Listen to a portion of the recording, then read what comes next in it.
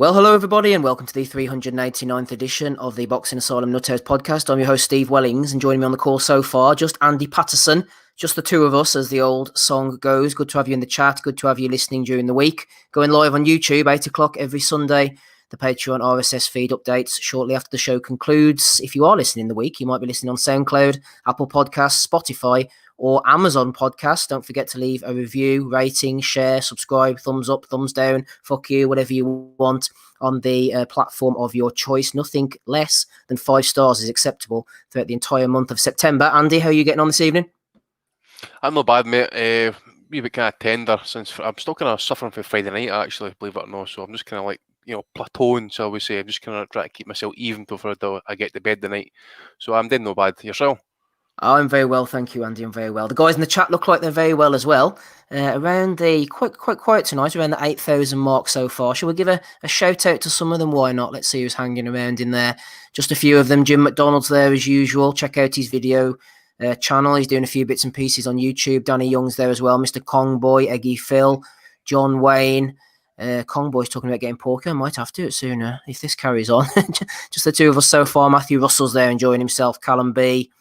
Who else have we got here? Darren Butcher, evening Darren. Alan as well is there. Banana Rama from the States. Even to you, Mark Boxio. Welcome, sir, or madam, or both, or neither. You wouldn't know. JB is hanging around. Leroy Guts talking about Dylan Magani. Going to be going on to that soon. Coming up to Jamel Herring later on. Looking ahead to next week, whatever's happening. Belly of the Weeks, questions, Patreon subscribers, etc. Let's start, Andy, shall we? With Channel 5, Samir Ziani retaining his European super featherweight title against former pod guest Alex Dilmagani. Tell you what, this was one hell of a fight, wasn't it, man? It was blood and guts. Dilmagani looked like he could have done a little bit better if he'd have fought at range. I don't think that's his game. I don't think he wanted to, or he's maybe not even capable of fighting off the back of the jab. He got in there down and dirty. At times, I thought he looked pretty good. He was rolling the shots. He was slipping. Both were throwing the elbows in, especially Dilmagani. There was cuts. Nobody was really hurt until the 11th, I would say. Maybe the end of the 10th, beginning of the 11th, when Dilmagani all of a sudden fell off a cliff, even though he was the one landing the body shots. It was Ziani, who was very strong, very fit, very capable, who managed to last the pace a little bit better. Tell me your thoughts, Andy, starting off with the fact that I thought it was a really good Saturday night fight. Yeah, it was a really good trade fight, actually. A good European scrap. Dilmagani, as you say, I think he could have really made it a lot easier for himself. Kept it at range. But I think Barry Jones was mentioning pre-fight, basically saying that, when he goes to the gyms in Mexico and stuff, you're kind of forced to fight one way, really, aren't you? And it's usually like come ahead, unless you've got the power, really, which he hasn't really got to try and kind of like turn the Frenchman off him and stuff. He just kind of like dragged into the trenches. That's all we can say. And in the end, he was the one that wilted first. And Ziani, you could see him when it was the 11th, I think it was, kind of egging him in, telling him to come and fight him and stuff, because it was. I like a bit of a dirty fighter who's kind of cute with the elbows and stuff like that, But the French boy wasn't shy about it either and stuff. And you could see it, I thought, with the fight kind of wearing into kind of latter half and that. I thought Dilmagani his punches were maybe just slightly kind of going a wee bit south of the belt a wee bit. But then obviously the shots top of the head and that have really kind of like turned his legs in a bad way. Could have had another knockdown called against him, actually. Was it the 12th round, Steve? I think it was the second one. The ropes held him up and the referee never even called it. There was a couple of incidents, wasn't there? No, when I saw Quarteroni in the corner, I thought, here we go. We've had previous form with him, haven't we? Yeah. And the thing is, as well, mate, he got the standing 10 count as well. It wasn't a complete knockout, I suppose. I mean, the fight could have been stopped, I suppose, maybe a minute and a half before that. You could maybe even say they got pulled out of the fight, actually, as well. But yeah, it's a tough loss for him and stuff. But he's got to go back and think, though. He's not got the power, as I say, to try and turn fights like that and stuff. You think about Fonseca, who he beat and stuff, and you think like Garcia smashed him up. What was it, like 2 minutes or whatever it was? So it really shows a kind of a level situation there as well. But he's not got the power, and so he needs to kind of like use his advantages a wee bit more. But he's holding his feet far too often. Just jab, throw off a couple of combination stuff, work the body, and then kind of roll it underneath in that, or just kind of like spin off in that, or hold or push him off in that. I mean, he was trying to do that last night as well. That kind of glove and kind of push off and stuff. But he's going to struggle. I think he needs a wee bit of changes in that as well. Maybe I don't know if he's still going out to Mexico and that, but I think maybe we change of scene and stuff in that as well. Maybe come out of the camps and stuff, because I'd be willing to bet he's having absolute sparring wars out there, and that's not good for your career, especially in your development as well. Yeah, I think the fact he beat Fonseca so close, and then Fonseca, as Andy mentioned, lost to Garcia, just showed maybe where Dilmagani's level was. He got cut in the Fonseca fight as well, got cut last night. That seems to be some kind of an issue for him, but he can definitely come again, definitely British title level. And if he's going to stick around with someone like Big Mick Hennessy, it will get him opportunities. Why not fight on that headline slot on the Channel 5 cards? I think that's up for him. As for this Zayani character, he came in with 3 losses and a draw on the record, but I thought he showed a real nice right hook. Nothing ever seemed to faze him. He was never fussed with the power of Dilmagani. He just kept on plodding away. Looking at his record, actually, he's one of these guys who looks like he's learning bit by bit, and now maybe he's ready for a world title opportunity. Obviously in 2013, well, not obviously, because I didn't even know this before, he fought for the vacant European title, lost on points, very narrow against Shamir Kazmi, came again a year later over in Denmark, went the distance, pushed Richard Comey really close by 2 points on 2 of the cards. And he kept on learning, lost to Guillaume Frenoir again for the vacant European super featherweight title, and he just never stopped coming back. Eventually, he got his opportunity, won it in Spain, then defeated Kurbanov, I think it was, and then came and defeated Dilmagani. So fair play to him. He looks like someone who could operate at world level. Let's bring in one of the guys in the chat. Pigeon Mike Tyson was asking for the link. I've given him the link. He has joined the course. Let's add him to the stream, see what he's got to offer. Hey, you, Pigeon? Yeah, I'm not too bad, man. I just think like this channel's brilliant. I've been on here for about 2 years. Like I'm a casual boxing fan, so I'm not a boxing historian like Steve Wellings. You know, just one of these guys that just watches all the cards. I enjoy all the fights. I'm here tonight for Hughes versus Ramos, which I think is going to be intriguing. It is what it is, really. I just think your channel's great, and just giving a bit of support, to be honest. You know, great stuff. Thanks for the compliments, Pigeon. Wouldn't necessarily label myself as a boxing historian, but you said you're a casual, but you're looking for Hughes against Ramos tonight. That's not casual behaviour in my book. That looks like it could be a pretty good fight. Yeah. I think Ramos is underrated. I think in terms of his skills, he's got the WBA regular at the moment. I think Hughes is a proven operator. He's been fighting for many years. You know, he had a split decision against Sean Porter. This guy is not a guy that you're just going to walk over. So I could give you a proper opinion on that. I think Ramos could win that fight, if I'm honest with you. Not sure, Pigeon, to be honest with you. And I like Ramos. He's a good fighter. But I think Hughes, he's had a few losses early on, but he seems like a settled guy. Now, aside from the Porter loss, he's gone like 6 years unbeaten or something. I think he's a guy who's at the top now. He's very skilled, and he's tough, and he's resilient. And I expect him to get the win, to be honest with you. Yeah, me as well. He's like, he had a split decision fight with Porter, which a lot of people said Hughes won that fight, and justly so. So it is what it is. This is boxing, you know. Anything can happen in terms of a fight, and they're saying there's not a lot of fights being made, but I do actually think there is a lot of fights being made, and I think this Hughes fight with Ramos is quite a good fight.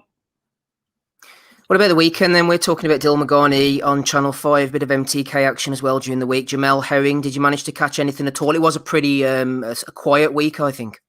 Yeah, I watched the Herring fight. I wasn't too enamoured with that. I had to get up at 6 a.m. to watch that, but it is what it is. So yeah, it wasn't something I even wanted to get out of bed for, to be honest. I was half asleep when I was watching it, so it wasn't the greatest fight in the world.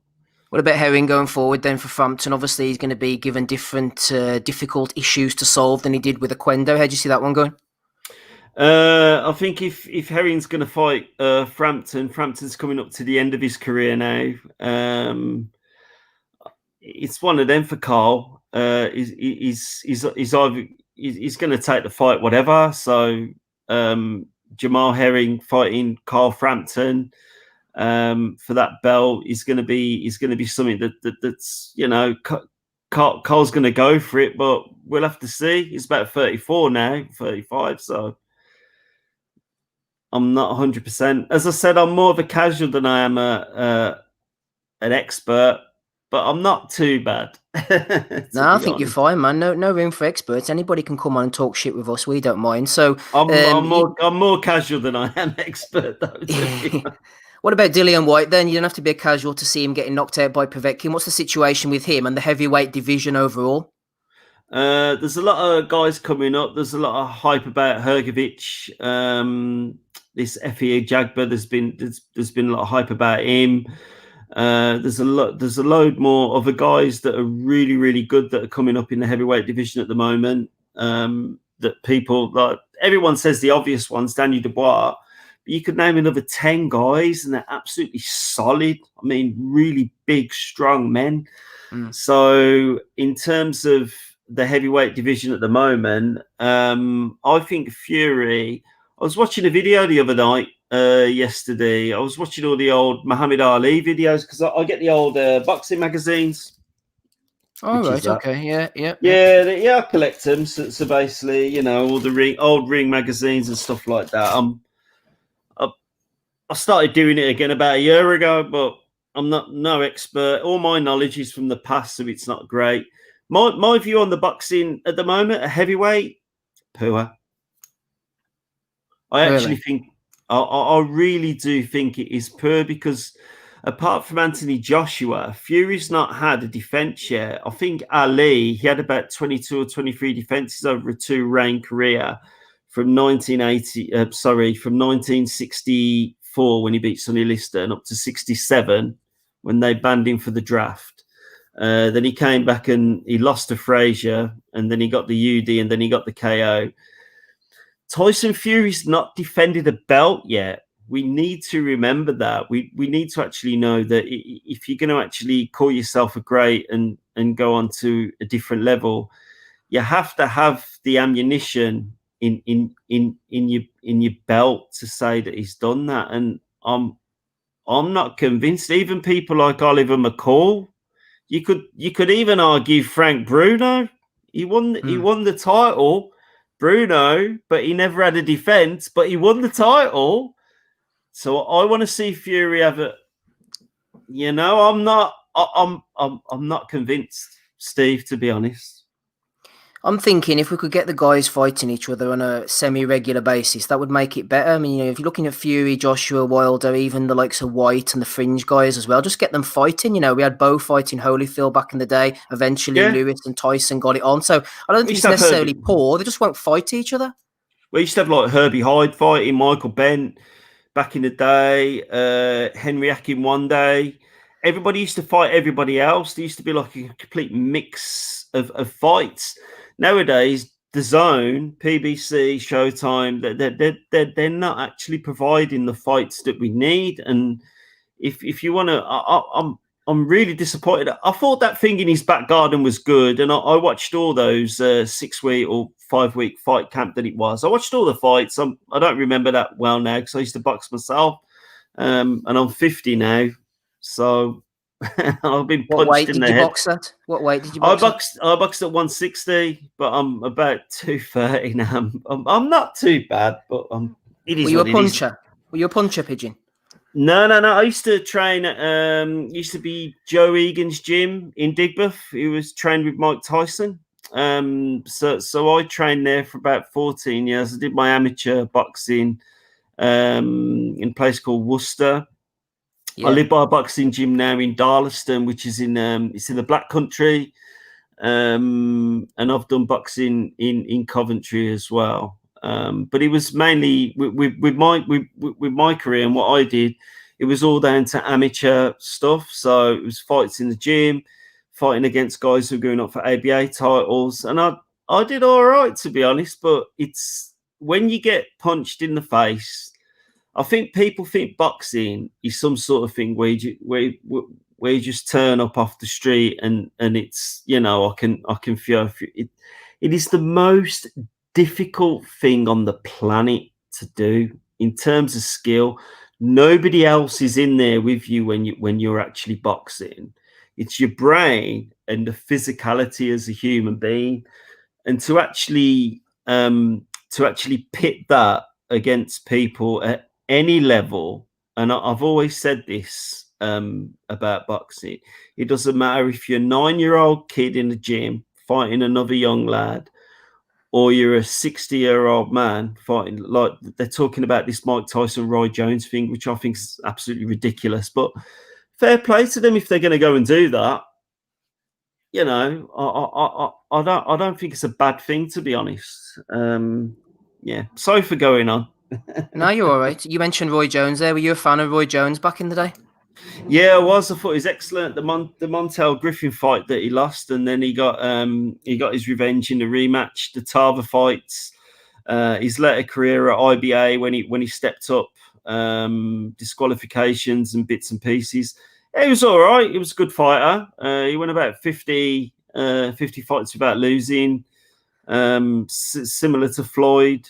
But everything about Roy was his physicality. So I'm not convinced in this era that he would. I don't know.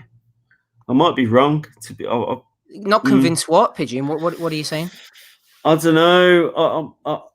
I think physicality back then was the main thing in the 2000s, but I think now it's more ducking fights. So I don't think that he would have got a fight in this era. I think it would have been a sort of, it would have been to the level where they wouldn't have wanted to fight him. So, you know, I watched Chad Dawson against what's his face the other day, and you know, these people are still cracking around. That they were from Roy Jones's era, like Bernard Hopkins. He carried on far too long.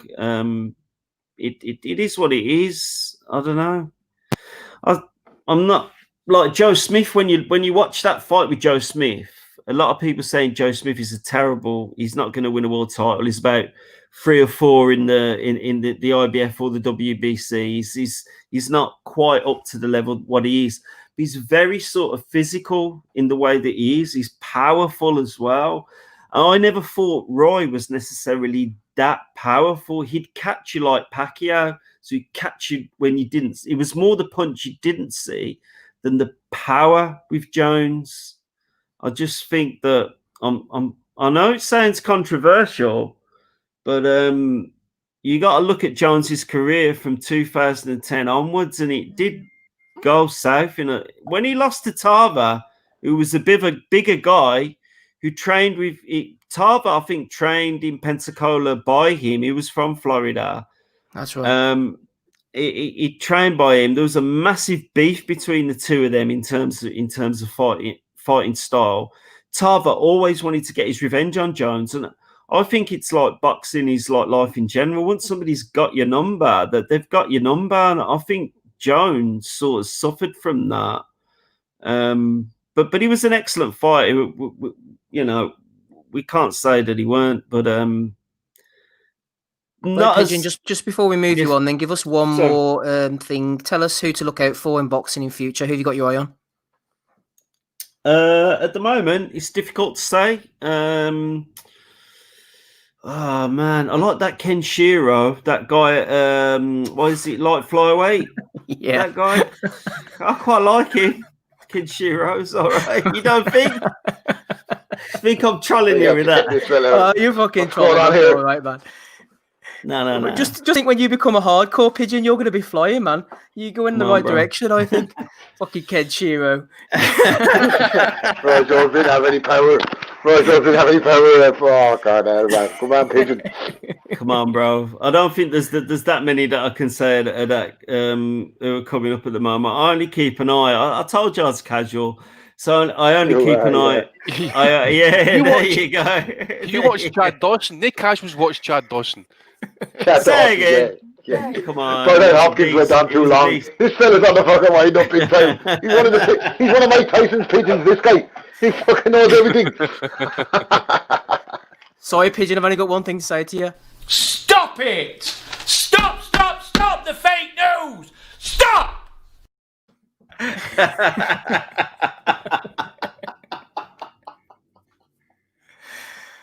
Oh, sorry. Right, you got anything else for us before we move on here? Not really, to be honest. I've just charged my laptop, so that's about all I've got. That's good news. All right, Yeah, dude. We'll catch you that's again then, it. okay? Nice one, man. Have All a the great best. night. You Lovely. too. Thank you for having me on, man. Thank No you. problem. Go on the Bye now. Pigeons. Chad Dawson. Dawson, fucking. Bernard Hopkins went on far too long. I've never seen Pigeon Chad has Dawson's fights. Stevenson's got iced on, by the way. a, When's the last time I watched him? fucking Pigeon said he has a laptop charge. It's a big night in, a big night ahead. Come on, Pigeon. Fucking hell. Oh dear. Rob Kelly's with us anyway. A bit of sanity in this madhouse. How are you, Robert? Fucking hell. You're looking over here for sanity. I think you're looking in the wrong place. I had to fucking. Oh, I'll tell you off here. I'll tell you off here. I nearly forgot we're on here. I'll tell you later. What's the crack? What are we missing? Happy birthday, Andy, by the way. Cheers, mate. Thank Saw you. the cake, man. I'm It's after fantastic, giving that to the missus for a bit of inspo for next year. Yeah. Just on that thought, by the way. Remember, I was watching the game today. You can Glenn Kamara only cost us 50 grand. Aye, what was he playing today? He was playing today. He was top man against Ireland today, aye. Oh, in fucking Finland. Oh, it's a matter brutal. Absolutely brutal. I saw the second half, the absolute poison, man. The guys in Astro, I'm going to fucking start a petition to get us to be the fucking national team, because I'd say we would have beat Finland. Like, we would have at least got a draw. There's no way we're getting beaten at home to fucking Finland. And there's a fella called O'Shaughnessy, by the way, playing for Finland. I know. Where the fuck does he want to play for Finland rather than Ireland? What the fuck is going on there? Like, Jesus Christ, man. Oh, fuck's sake. Daniel O'Shaughnessy is the most Finnish sounding name you'll ever find, by the way. Fucking hell, he's finished with football. He's like, fuck this, I'm not playing for them. Put me down. Here, Rob, we were just before you jumped on, we were talking about that Dilmagani-Ziani fight. I know that sounds like something you wouldn't be interested in, but it was a right good scrap on Channel 5 on Saturday. Yeah. And the ref didn't fucking do him any favours, did he? Like, holy shit. We're talking about that a bit often. Do you reckon the refs are... this is a terrible hot take again. Do you reckon he's been caught before, though. Do you reckon they're struggling off lockdown? And they need match practice or something, because we're seeing a couple of stinkers over the last couple of weeks. Like. Yeah, I've been thinking that myself. No, I can think of at least 4 fights now. I mean, Ramirez sucked ass. Frampton wasn't great, and then you had Heron there last night as well, you know, so... there was the Herring fight was terrible, wasn't it? I know that he went the 5 rounds and ended with the headbutt, but when you hear Herring come out after saying, like, you know, he's kind of answering the critics and saying this might be his last fight, the next Frampton fight's the last fight, when you can fucking book that world title for Carl Frampton, can't you? Like, I think Frampton has 1 foot out too, but like, if you're coming out on Twitter and saying, look, the next fight could be my last, like, I'm not, you know what I mean? Now, maybe it's a touch of mind games or whatever, but... thought Jamal Herring threw some decent shots in that fight. The shot selection was pretty good for as long as it lasted. Aquendo kept coming. He's a bit of a fucking tin can, isn't he? Like, he's not no world beater by a long shot. But I think this lockdown, I think fighters have struggled coming out of lockdown. It's such a new situation. Like, a lot of them are used to training in camps and having their years set out by the fights that are scheduled, and then this fucking torpedoed everything for 3 or 4 months. And I just think a lot of fighters haven't looked the same coming back off lockdown. Like, but not great for you, the listeners, because we haven't got fucking much to talk about apart from bad fights. But look, sign up to the Patreon. You never know what can fucking pop up from punches from the past or whatever. Never know, Bob. I saw Idris look good, didn't he? Idris fucking Virgo, what's his name? He looked good in the 4-rounder. He's throwing bottles of water over everybody in the fucking press conference. That's what's fucking going on. That's good. Yeah, that was bad form, wasn't it, there? It's going to get the public all stoked up, isn't it, when you're looking at that the fella from Love Island is fighting in a 4-rounder. Let's see how he gets on against this opponent that he threw water over. Why don't you just pull him for a chat? See where his head is at? Fucking asshole. That was disgraceful, man. That was who the fuck does that fella think he is? Like, he's more like, if you're more known for being on Love Island than you are for being a fighter, what does that say about your fucking career as a fighter? Like, Jesus Christ Almighty, throwing for, and the guy seemed like such a nice kid as well. Like, that he was. Yeah. There was no need to fucking be disrespecting him like that to try and generate. Nobody's gonna watch your fucking. Nobody even liked you on Love Island, man. They're definitely not gonna watch you on in the fucking Channel 5. Forget about it. Like, that was disgraceful. I don't like that. I'm only for all that hype and all that fucking pre-fight antics when there's genuine beef between the fighters. When I see fighters doing that, picking up a bottle of water, man, and throwing it over him. Absolute no class, and the fight wasn't much better, by the way. He threw a couple of left hooks to the body, I guess, but couldn't even get the guy out of there in the 4 rounds. So yeah, not going to be in a hurry to see Idris again unless he's coming back for the winter season or something. of Love Island. See where people's heads are at. Pull him for a chat. Yeah, that was bullshit. That was that. And like Rob said, he seemed like a nice kid. He's 0-7, hadn't even won a fight, and they're getting him to throw water, and then like a female security guard trying to get Poundland O'Hara Davis to sit down. So Kensington, I thought that's who it was at first when I seen the video. I said, "What's O'Hara Davis? Is he fighting this weekend?" Because I thought it was the Golden Contract fight or something. And I realised he's fighting, who's the Scouser he's fighting? I've never seen the kid before, eh? But that, you give the kid, props for restraining himself, like, because I mean, come on, if that was Del Boy, he'd have chased you out of the arena, man. He'd be running through kitchens trying to get a hold of you and stuff like that, So he done well to kind of keep his cool. And as I say, I didn't see the fight in that, but like you, Steve, I think I'd only have watched it if I seen the result and known the Scouse lad had won, because just an absolute prick move in that at the same time. Because he's drinking out of that same bottle, isn't he? And he's fucking pouring it over somebody. Are you fucking mad?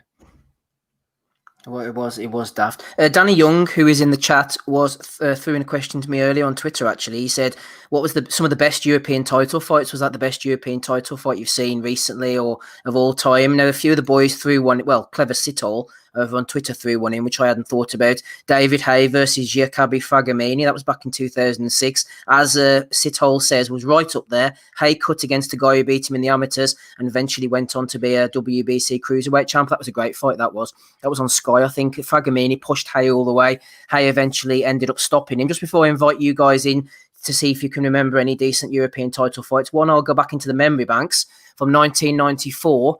Neville Brown against Hassan Sharifi. That was a good fight as well. That was one of the ones I watched on videotape when I was on the way up. A bit like Pigeon back in the day as a casual, trying to get my hardcore apprenticeship. Neville Brown against Hassan Sharifi. I think it was the European middleweight or European super middleweight title. Brown did end up fighting Steve Collins at one point. Sharifi went on to fight Howard Eastman. I think he might have got stopped by either Tito Trinidad or Bernard Hopkins, but that was a really good European title fight, as was Hay Fragamini. Any from you, Andy, any European title fights you think of? I do remember one. Wasn't much of a contest once it got going, but do you remember Dennis Shafikov coming over to fight Lee McAllister in Aberdeen? And they had that class atmosphere. Oh, aye, it was I'm sure it was up at the Aberdeen Ballroom, I think it was. Because Peter Harrison was working McAllister's corner that night, I'm sure. It was a Tommy Gilmore show on Sky, wasn't it?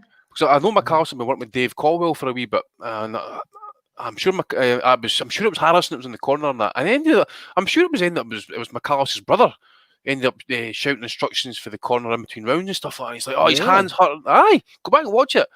Well, they go back and watch the fight, obviously, but just skim to the kind of like say in between rounds and that. I'm sure. I think it went about 7 or 8 rounds that fight. I'm sure. So it was in between, just between 7 and 8. Harris was like, "Well, what you want me to do? I mean, I'm the man in the corner, and your brother's telling me to pull you out the fight." And after that, McAllister's career went right off the rails after that.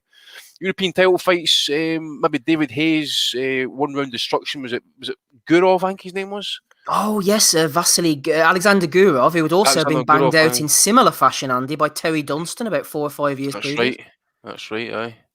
That's right. And then Terry got that big. He got obliterated if Afalabi on the Hay Klitschko undercard in Germany. The thing was though, if you think back, that was a risk for Hay because Gurov hadn't he nearly knocked out as many people as he'd faced. He was one hell of a puncher. Vulnerable though. It was Gurov, no the European champion at the time. Yeah, he took the title off him. Just right hand, bang. See you later.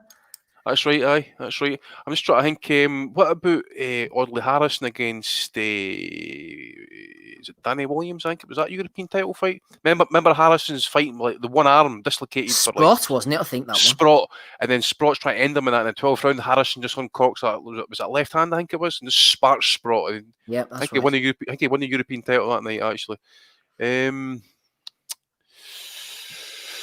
I was just reading something about Peter Kinneneller on there actually having European title defences back in the 50s and that, but no, I think, I mean, I like the McCluskey one. Was that an EBU title or European title where he hit the Italian guy on the break? Well, almost on the break, like the rest. That was a defence of the European title in the King's Hall, yeah.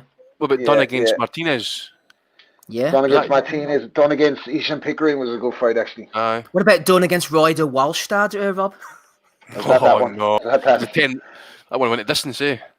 Yeah. That was a stinker, yeah. That was a stinker. The two of them couldn't punch, you see. That was. I think your man had beat him in the amateurs, hadn't he? Beat Dunn in the amateurs. That was the. He had, yeah.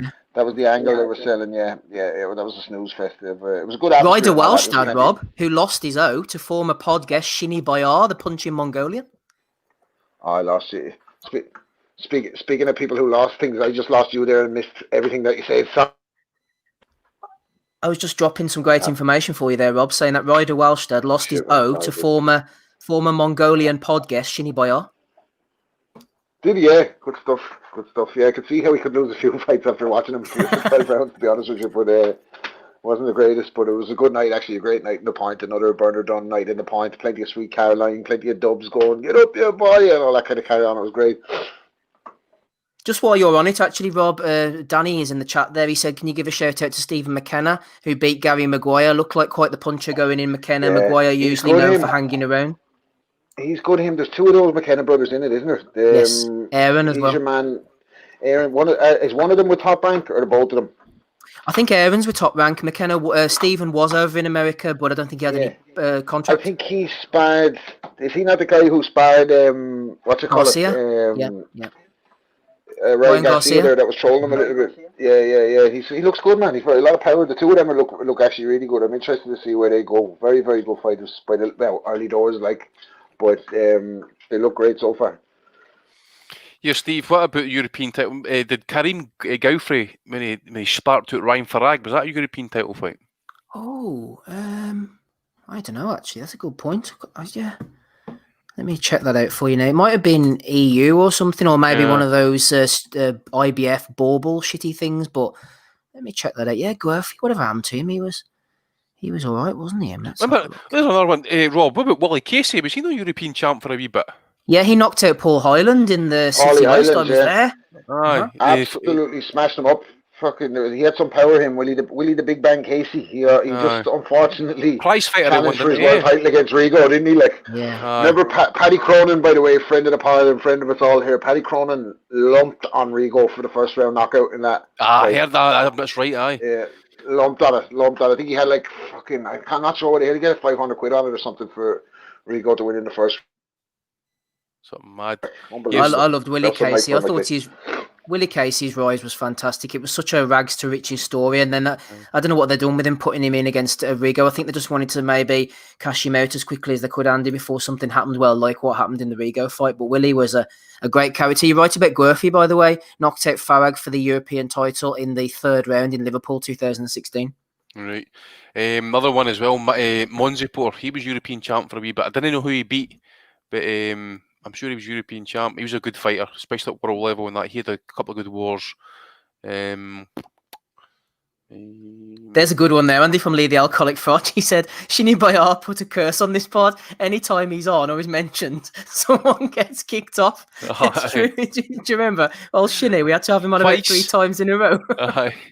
Honest to God. Must be the Mongolian thing or something. I don't know what that is. Mongolian ghosts.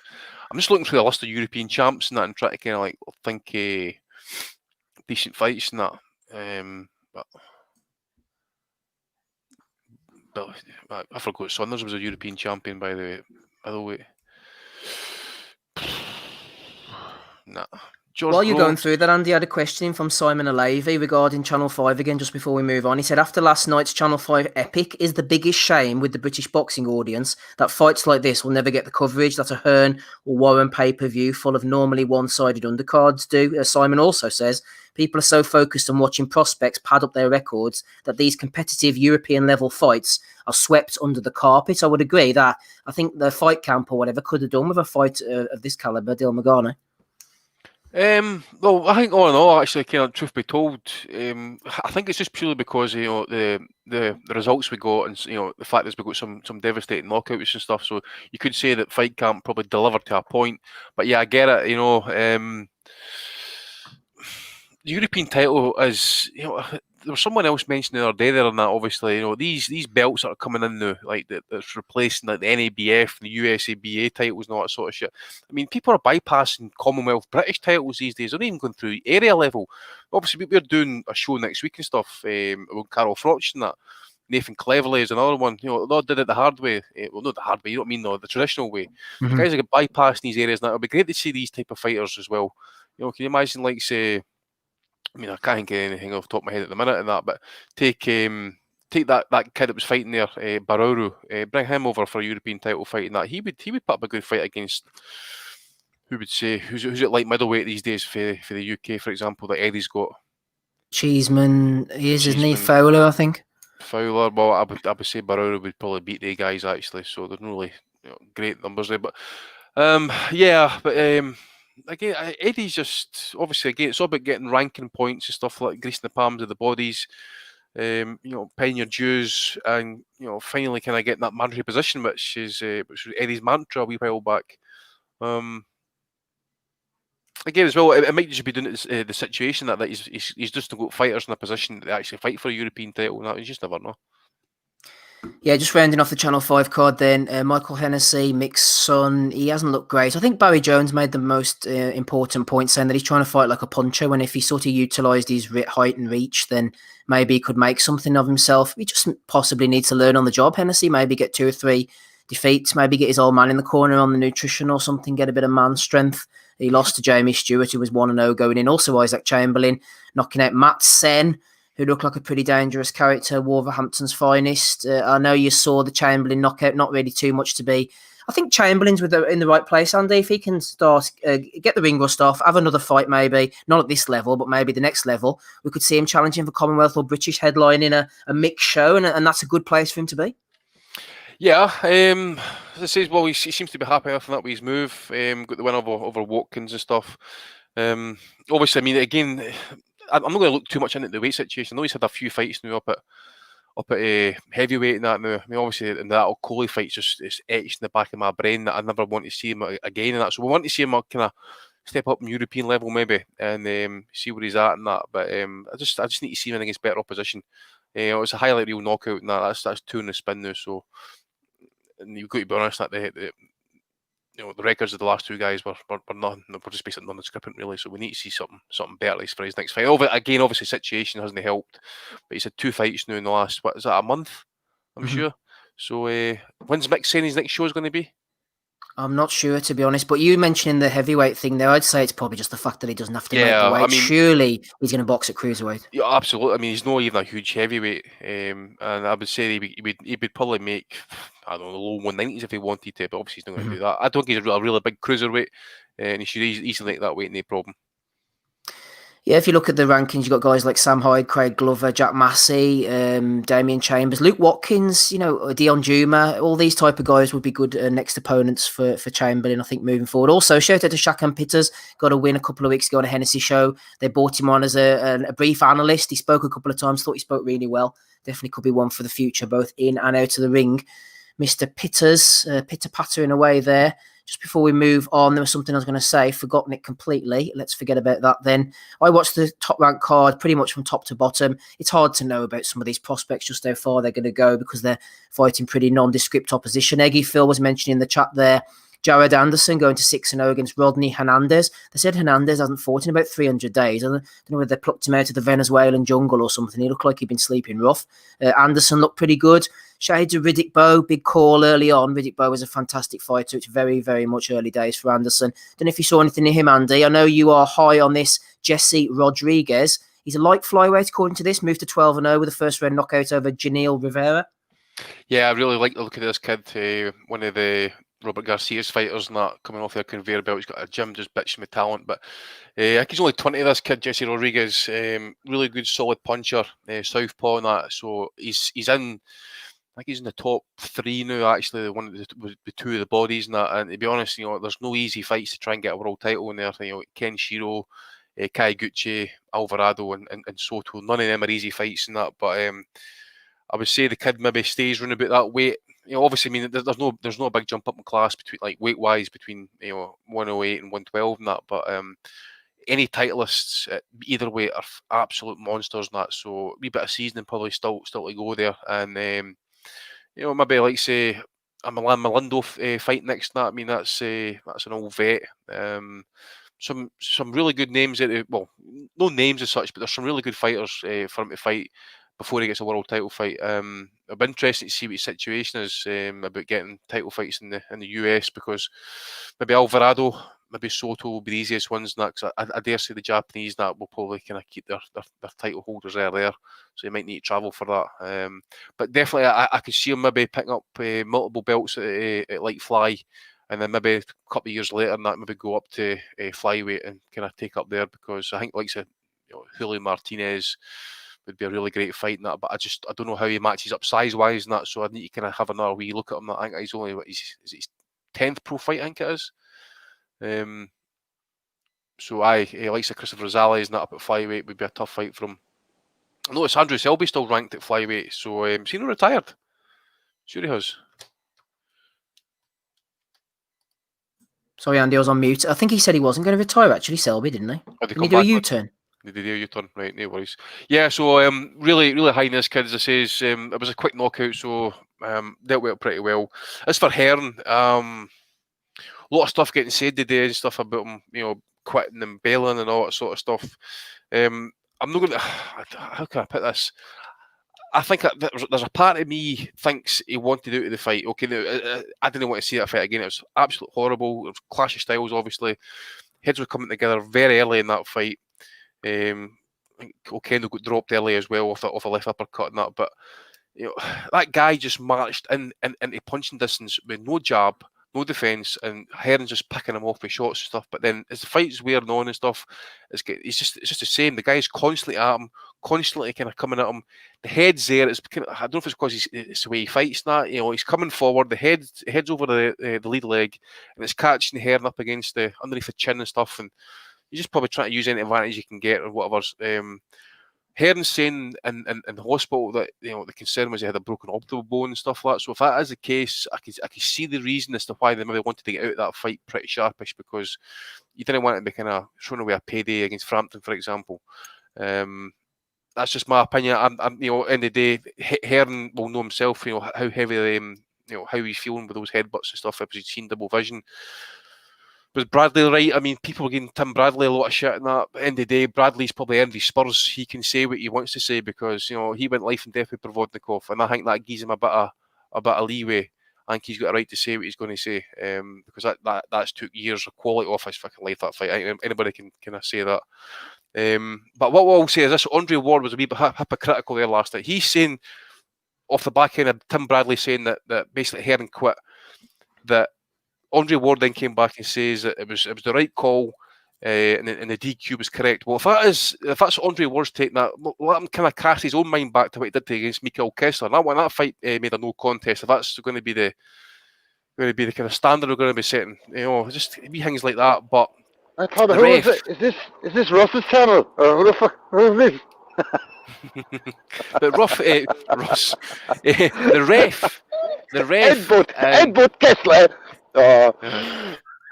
The ref again and the commission as well, obviously talking about the situation at ringside and that. Now the ref was saying it was a DQ because it was an intentional injury and all that sort of stuff. I don't think even the commission were even aware, because they even came back to the referee and said, right, okay, we're going to the cards. Now, remind me, was it the referee that stopped? Was it the doctor that stopped the fight? Because if it was, I think that should have went to the cards, and then. If the doctor says he could continue and he doesn't answer the bell, that's a retirement. That's exactly. So where's the DQ coming into it? I don't know. There's some dodginess, Andy, going on in the bubble, I think. It reminds me going back. It seems to be ESPN all the time. They're in this bubble. They just make up their own rules. I know Fury against Wallin wasn't in the bubble, but the whole going around and telling the corner what was going on. It's like you're taking part in some kind of rogue state, like you're in Chechnya or something. Once you get into the top rank bubble, anything goes, man. Chechnya, will you? For fuck's sake. Get Sereland in the corner. It was like Miranda Abraham all over again. Get Bob on line one. What do you want to do, Bob? Oh yeah, you need Hayter Davey. Yeah, we'll give a disqualification. What, Tony, disqualification? Oh yeah, okay, we'll go disqualification. I mean, what the fuck's going on, man? It's not gone to the cards. The thing is, exactly. I mean, when was the actual injury again? How many rounds before that got called? Because was it 3 or something? 3 rounds. So, but the referee's then saying, the injury was before it. Aye. But was it an intentional headbutt? I don't know. I mean, obviously, he's coming in low with the head in that all fight. But that's just the way he fought. I've never seen that guy fight before, right? That's the first time I've ever seen him that I can recall. I never want to see him again, so I'm never going to go and watch him again. So if that's how he fights, then that's how he fights. They should have known better. Now, the other thing could be possibly Hearns overcooked it in training. He's had 2 training camps that have been cancelled. He's had apparently COVID twice. You just don't know mentally, physically, making the weight and that. Is that left something in the gym? Who knows? Or has he just reached his ceiling? I don't know. Maybe he couldn't cope with that style of fighter. I don't know. But if I'm Carol Frampton watching that fight last night, by the way, especially after what we thought after Carol's last fight, I'm looking at that fight last night and saying to myself, Carol's got to be fancying that now. He's got to be fancying that. Thing was, though, Andy, there was an incident earlier on in the night when Stephen Nelson was fighting the firefighter guy, DeAndre Ware, and they had a similar headbutt situation. Ware was coming in underneath. Nelson went down, really bad cut. I think I hadn't got the sound on. I was watching it with no sound while I was cooking the dinner, so I don't know what was actually going on, but it seemed to me like Nelson was fighting like a guy who was on borrowed time. He was ahead in the fight, and he didn't want it to end up getting stopped or go to the cards or maybe them ruling it a punch or whatever it was. I mean, it was clearly a headbutt, but he got the job done and got him out of there. So the press, it was a night of the cuts, seemingly. I mean, I just thought it was a strange ending. It was like they were just waiting for word up on high as to what we're going to have to do here to preserve future fights. I could be being harsh here. No, mate, listen, come on, we've got to call it as we see it. And there's just an element of that just strikes me. That as I say, because Hearns claiming he couldn't see after round 8. You're saying, we're saying that the injury happened with the head 3 rounds before, right? So the referee's in calling, right, listen, he can't continue because of that. It was an intentional foul apparently, so it's a DQ. But if it's an intentional foul, how do you DQ him back when that actually happened? Not so much. He's saying he can't see, then he's saying in the hospital he's concerned about a broken orbital bone and stuff. He's released a picture there recently as well about his medical records that he got at the hospital. There's nothing major and stuff. There was an old injury that's been flagged up and that's healed probably incorrectly or whatever and that. But no, he said, mate, look, I think it was just tidy, shall we say? Yeah, and I quite like Herring. I like Herring as well. The ending was kind of tidy, shall we say? That's what I'm going to say on it. Yeah, it was wrapped up pretty neat. Right, join us on the call now. We have Adam Smith. There's only one way you can celebrate Adam Smith joining us. Bean! Would have been, could have been, should have been, never been. Baked bean, creepy bean, beanie, Rumpelstiltskin. We're on to you. We're on to you, Smiddo. How are you? Oh, I'm not too bad, thanks. Just thought I'd log in, see what's going off. I've not watched NAF all but yeah, I just thought I'd add some casualness to this Sunday evening. No problem, Smiddo. What's going on in the world of casual, Smith? You're not the only casual who's been on. There was a casual on earlier talking us through about the career of Henry Akinwande and Roy Jones's IBA title reign. Yeah, casual decent. Doesn't sound casual to me. Yeah. No, I'm just out here trying to get myself voted into the International Helmets of the Month for October. You never know, Smiddo. You might end up in there if you answer this question incorrectly by Joe Kennedy, friend of the pod, soon to be in the chat. If Terence Bud Crawford fights Kell Brook, would he drop in your personal pound-for-pound rankings, Smiddo? Everybody cares about your personal pound-for-pound rankings. His run at 147 is turning into pure dog shit, says Joe Kennedy. He's on the wrong side of the road, isn't he, Crawford, promotionally or TV company-wise? Yeah, I'm glad you've asked me about that, actually. I personally don't think we'll see Kell Brook in the ring again. He's not a particularly big name in America at all, really. I don't see much benefit in this fight for Crawford and Bob, really, because they're going to have to pay Kell Brook a fair whack. And like I say, he's not a big name over there. It certainly won't be pay-per-view in America, would it? They obviously can't sell tickets at the moment to, is it Nebraska where Crawford does pretty well? Is that his hometown? So, yeah, it's a massacre. It's an absolute massacre for Kell Brook. I know the question was more about Crawford, but I used to like Kell Brook. He's got some world-class elements to his game when he's on his game or when he was in his prime. He's obviously got that Sean Porter win, which is pretty good and has worked out better over time. But then he's messed around at went up to middleweight. Now, some people criticise Brook for going up and taking that Golovkin fight, but the circumstances were there. Brook needed a big fight and a big payday, and there wasn't any forthcoming for whatever reason at that time. Eubank was meant to take that slot, didn't. Brooke stepped in. I thought it was a really, really good fight, and Brooke performed pretty well until his face got caved in. The mistake, other than obviously going in with the middleweight killer, 13 pounds above your weight class, other than that, the mistake was coming directly back down to take on Spence. Now, there's credit in that because he didn't want to lose the title that he had, but the way that obviously he's had to cut the weight, maybe his face hasn't recovered, then the other half of his face got bashed in. I think that's pretty much finished him, to be honest. And then, he's been saying for years he can't make 147, but he can make 147 for Khan. Now he can seemingly make 147 for Crawford. I think it's a terrible idea of a fight for Kell Brook. Absolutely terrible. He would get massacred. But yeah, like I say, for Crawford, he's not got that many options. I don't think over the water without crossing the path to the other side of the promotional divide. And it's an easy win for him. In terms of pound for pound, I'm not expert enough. Well, I never have been really, but I'm certainly not expert enough at the minute to be commenting on pound for pound. There's a few of them up there, isn't there? Crawford and Lomachenko, Canelo, Usyk. Is Crawford finally ahead of Adonis Stevenson on your pound for pound rankings, Smiddo? Yeah, currently, yeah. But only in the last year or so did I take Adonis Stevenson out of my rankings, to be fair. I thought he was going to be still in it, man. Yeah, well, I mean, if I was the WBA have ranked worse people than Adonis Stevenson. At least Adonis Stevenson's still alive. The WBO had a dead person in the once. Exactly, that's what I'm saying. At least he's still alive. But no, I mean, I'm happy to if Adonis wants to come back and do a couple of 6-rounders, I'll put him back in the top 10 pound for pound, no problem. Couple of things, Smiddo, I'll say just before we move on. First of all, I don't think Kell Brook wants to fight anymore. I've said this before, say it again. I think Eddie Hearn is stringing him along. Oh, come on, keep going, Kell, son. We'll get you the Khan fight, big money. He needs names, needs people on pay-per-view. Number two, I've been criticising Crawford for a while. I got accused on Twitter a couple of months ago of having an agenda, as if I sort of sit there plotting, all day when I'm at work about how I'm going to slander Terence Crawford. Simply, his record just doesn't add up for someone of his talent. He should be fighting better people, and Bob Arum needs to get his finger out. He should have signed with Al Heyman. Yeah, but I think I would agree, Steve. I think that Terence Crawford is excellent, but he's just not, for whatever reason, as you allude to, has not had the fights to back that up. Golovkin was in that boat, pound for pound, conversation-wise. He was in that boat for some time. A beast in the ring, knocked out 21 people on the spin, but didn't have the opponents to do so. Now, in different to Crawford, Golovkin, his age, he was too old by the time he got the big fights with Canelo, in my opinion. Crawford is not, as he's still in his prime, but yeah, like you say, he's just struggling for opponents now. It's easy to say he should have signed with Al Heyman, but you don't get out of contracts with Bob Arum easily. So yeah, he's pretty much stuck, to be honest.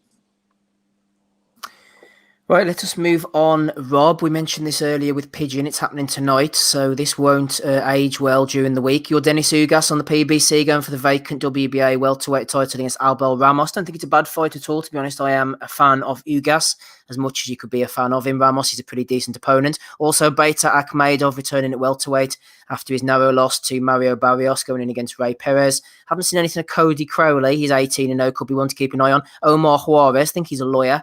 Also, Ledwan Barthélemy. Anything Barthélemy gets a pass from me. Any interest in Hughes against Ramos? I suppose when Hughes, Rob, steps up again to the likes of Porter and those boys, will have a bit more interest in him. Is that Omar Juarez not the fella that fucking Sosa killed in Scarface? He's back. You want me to believe Omar was a stoolie because Sosa said so? No real interest in it, man, to be honest with you. No real interest. I like Ugas as well, but vacant title at welterweight. He's not one of the main heads at welterweight. He's not going to be one of the main heads at welterweight. He'd be good for a possible unification against somebody if he wins this vacant title. I've never heard of Cody Crowley, man. Never, ever heard of him, so I can't give a comment on him. Akhmedov, yeah, again, not lighting the fire.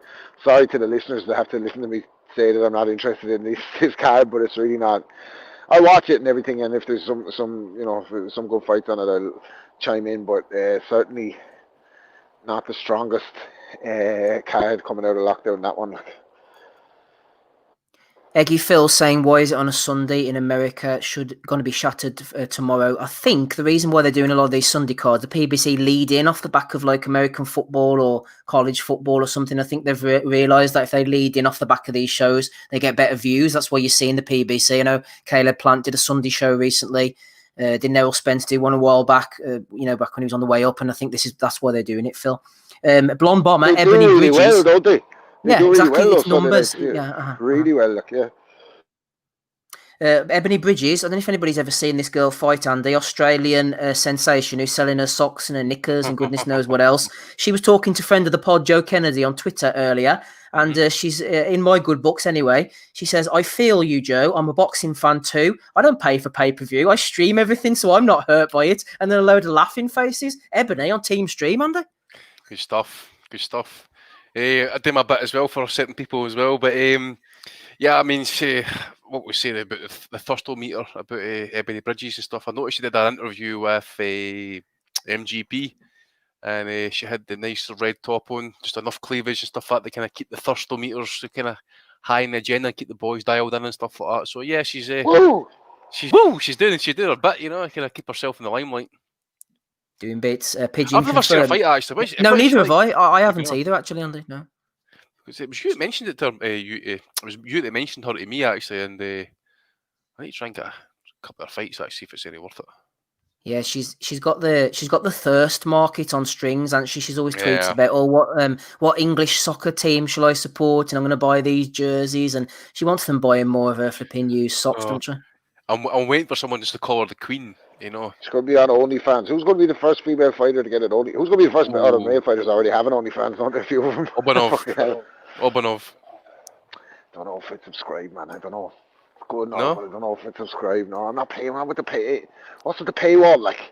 Fucking hell! You used to be able to get that action on a WhatsApp. Now you have to go behind the paywall. It's not on. It's not on. Like. Just wait till it goes up in RedTube for free. Which fighter was complaining about OnlyFans recently? Actually. Devin Haney, wasn't it? He said porn is no good now that OnlyFans exists. Man, they emailed you 2 world titles. Put that shit to use. You don't need OnlyFans. You're the fucking world champion. What's the matter with you? Fucking hell. Oh dear. Yeah, it was Tyler Goodjohn as well, wasn't it, Andy? He was a big fan of the old OnlyFans. Yeah, he was ploughing into some porn star or whatever and that, And then they got engaged. It lasted like 10 days and they got fucking chinned. So he's on the market. Well, he's on the. He's got his own channel kicking about in that, yeah, maybe. Just as long as Yusuf Mack doesn't turn up, I suppose we'll be all right. Like. Just proof that sometimes small talk can be more than harmless. Like, you can't be with a one if you can't say to her, how was your day at work? You know what I mean? You just can't work out. It's not going to work out. Like. Well, she might say, "Oh, it blew, sweetheart. It really blew." Good old Ebony. Yes, tough she was one supposed today, to. I'm not going to lie, tough one. Well, Kelly getting his stories ready for the end of the pod. Let's move back to Wednesday. South Kirby, Yorkshire Production Park Studios. A decent card from the MTK boyos, as they always put on great cards. Nothing against them at all. Philip Bowes losing unanimous decision. A friend of Jason Chukwu, Bowes, 12 rounds against Akeem Ennis Brown. Ennis Brown is a good fighter, skilled, fast, but he doesn't punch hard enough. I think he'll be the next Ian Napa. He'll get found out when he moves up in levels, but you never know. He might win a European title. Dan Aziz as well. Looked impressive, really liked his jab. Going in against Andre Sterling, things were getting tough for Sterling. He was badly cut. He ended up getting stopped. I think they threw in the towel or something in the 9th round. Podrick McCrory, good friend of mine. Fantastic to see him knocking out Mickey Ellison in the 1st round. Harlem Eubank against Martin Madonna was pretty decent as well. One thing I'm going to bring to your attention, Andy, you might be surprised to hear this, but Lead Wright tweeted out earlier on Twitter, just as we got a £2 super chat in there from our friend Pigeon. Thank you very much. Lead Wright said, good to see Spencer Fearon providing the technical analysis for the MTK show last night. UK boxing punditry needs an overhaul, and people like Spencer need to be given a chance to prove themselves. I want technical analysis and strong opinions on my TV rather than cheerleaders. I'm going to surprise you, Andy, and actually agree with him. Yeah. I think Spencer Fearon was actually pretty good on the broadcast. He was quite measured. He was, but at the end of the day as well, is how many of the fighters on the cards are his mates? I mean, if that was Dillian White, for example, who he has defended to the hilt, retweeted things about VADA and all that sort of stuff and that. So this is what I'm saying is, look, I've no problem. Look, we've all got our biases, right? We've all got our favourite fighters and all that sort of stuff. I've no problem with pundits having the same situation, but just call it as you see it. If a fighter's fighting shite, if he's doing something wrong, if he's been flagrant, I don't care. Just call it as you see it. But yeah, he was good. I must admit, he was very good. Yeah, shout out to Spencer. Anything from the action itself, Andy, that stuck out to you? Aziz, you were pretty impressed with him as well? Yeah, we got heavy weather for Sterling in the end, didn't it? And it was the right call was made, thrown in the towel. I was quite impressed with Harley Eubanks' knockout as well. I think it was a big left hook. I think that's all I've seen of that card, mate, to be honest with you. And obviously Wednesday, I've like 2 days in the drink now, so I'm kind of like a wee bit hazy in the memory of the new, so. Yep, MTK drifting off into the background. We'll be looking at, I think MTK might be putting on another show next week, or something's coming up anyway. We'll be talking to Umar Sadiq, talking all sorts of other things. The rest of episode 389, Belly of the Weeks, will be coming up. Smiddo is still with us. Coming to you shortly, Smiddo, Rapping Rob Kelly, Andy Patterson, me, Steve. We've had Pigeon on as well. If anybody wants to call in, the StreamYard link is in the chat. I'll put it back in again. You can just click it and join us as you please. Ryan Deal, Smiddo, going in with a Matchroom rant. This is right up your street. Bit of a rant on the Matchroom propaganda on the Povetkin White rematch, says Ryan. No one thinks that was a good fight, right? Not this explosive barn buster they're trying to sell us on. Fucking Povetkin was in slow motion and had no shot resistance. White boxed slightly well, then kept a slow pace, then ended up dribbling. The rematch will be another few rounds of the remains of Povetkin, with the only intrigue if he can pull something out of the bag again. £19.95, please, says Ryan. Well, I mean, yeah, me and Ryan would get on well over a cup of tea talking about Matchroom pay-per-views. Yeah, it's just that it's there for everyone to see the narrative that they've tried to spin thereafter. But there was a time not too long ago where I would have been not agreed with, but would have been caught up in the narrative. But now I'm just like, yeah, you know, Steve, yourself, and Andy and Rob probably in there as well, where I just don't take any notice of what Johnny Nelson's got to say, or a 45-minute IFL interview with Dillian White from Portugal. I just don't take any notice of that. I've admitted before that I do watch the Eddie Earn interviews, but I don't. But yeah, I'm not interested in what Spencer Oliver's saying, or brutally honest with Ben Davidson, or I'm just not interested. What they are just telling, it's just fake news. It really is. In terms of the pay-per-view, I mean, I've made my feelings very clear on that. I think it's the 5th pay-per-view for where Dillian White's headlined, none of which have involved a world title. There'll be a six for the rematch being propped up by women's so-called world title fights. It's just silly, really, isn't it? I mean, there was even talk the other day about Rachel Ball, who wasn't even meant to win the other week, going in for a world title next. But away from that, we've all made our thoughts clear on the fight Povetkin. It was a lucky punch that's been basically 30 years in the making. How we can call that a flash in the pan or whatever, I do not know. It was a beautifully delivered punch, one of the best knockouts we've seen in heavyweights for a long time. The rush of the rematch would worry me if I was a Dillian White fan. They're on about him having 3 or 4 weeks off, then straight back into camp for November, middle of November pay-per-view. Now we kind of know why they're doing that, so they can claim that if they win the rematch, they can still have their February date as the WBC mandatory. I think that's pie in the sky stuff. I think the WBC have been, as far as I'm aware, pretty quiet in terms of what this loss and rematch means for the mandatory slot. I think, and I do hope, that it means that they've got an excuse to ignore Dillian White again. I mean, they've tried to ignore him or delay him, or successfully delay him once for a drugs test that apparently he didn't fail. So a knockout, Sparko iced knockout, is going to be ample excuse for the WBC boys to fuck him off again, basically. I don't know why we should be working on this assumption that if Dillian White wins the rematch, he'll get a shot straight at the WBC next year as planned. Something tells me if he does win the rematch, certain people may be lobbying the WBC more than ever to get him a shot. Just something tells me that. I don't know. Maybe it's the cynic in me. Absolutely, Rob. I think they're already doing that, mate. I think that's where. Yeah, I think that the reason why they're having the rematch so quickly is absolutely to get back onto the WBC and say, oh yeah, we might have had a loss in between, but he's still he's still done his business, and yeah, let's have that February date. But I think that's that's the assumption they're working to, whether they're telling us that or not. But I think it's the wrong assumption to be working to, because I think that like I say, he's been absolutely laid out by a 40-year-old. Apparently, the WBC aren't recognising the rematch as yet. So because we were told in the lead up, oh, it's a massive fight for both guys, and Povetkin might have only lost a couple of times, but if he can take that mandatory slot, and this is his last chance at glory, but then as soon as he's won and before he's even got out of the ring, they're talking about fucking rematches. It was basically winner goes on to fight for a world title as long as the winner's Dillian Whyte. I mean, come on. Sorry, mate. I was just going to say, I said this other week there, right? Now, I know it's standard business practice and stuff, and if you're supposed to A side, you're going to cover yourself with a rematch clause. But see, if everything was hunky dory and White was guaranteed that title shot for February, right? So all he's got to do is beat Povetkin, and Eddie's put a rematch clause in there, right? And then White gets sparked out. So then Eddie then invokes that rematch clause, right? And what happens? The division then gets put on like a kind of back burner. It's on a kind of delayed cycle because you need White then to kind of win his fight to get a shot at the title again.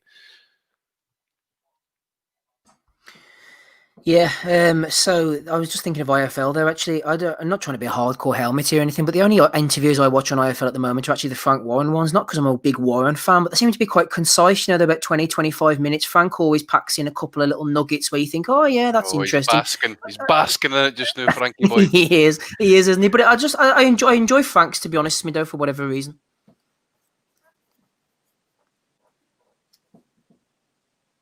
Oh, Smiddo seems to have disappeared. We'll come back to him shortly. You there, Smid? Yeah, it just cut. Yeah. Sorry, yeah, it just cut out for me there.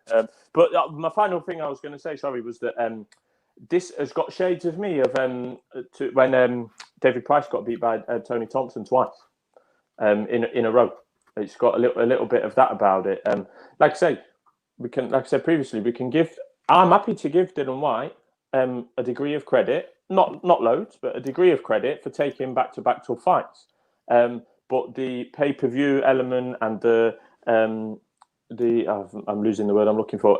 The pay-per-view and the entitlement that goes with that. Oh, he's taken tough fights, he's put it on the line. Well, that's what you should be fucking doing. You're a professional boxer. So he's in danger of his career going up in smoke within 5 or 6 months of that career. But we've got to remember that. Ahead of this Povetkin fight just gone, he'd had the best camp ever. He'd been in Portugal for X amount of weeks. He did look in much better shape than December, absolutely. But again, you're a professional boxer. That's what you should be doing. So, yeah, I just think it's definitely rushed. I think he was winning the fight, Dillian Whyte. Obviously, I mean, that's not a groundbreaking opinion. He knocked him down twice. I thought Povetkin looked slow, but he's still got he's still got the technique, definitely. I mean, he's a decorated Olympian, and obviously he's still got the power.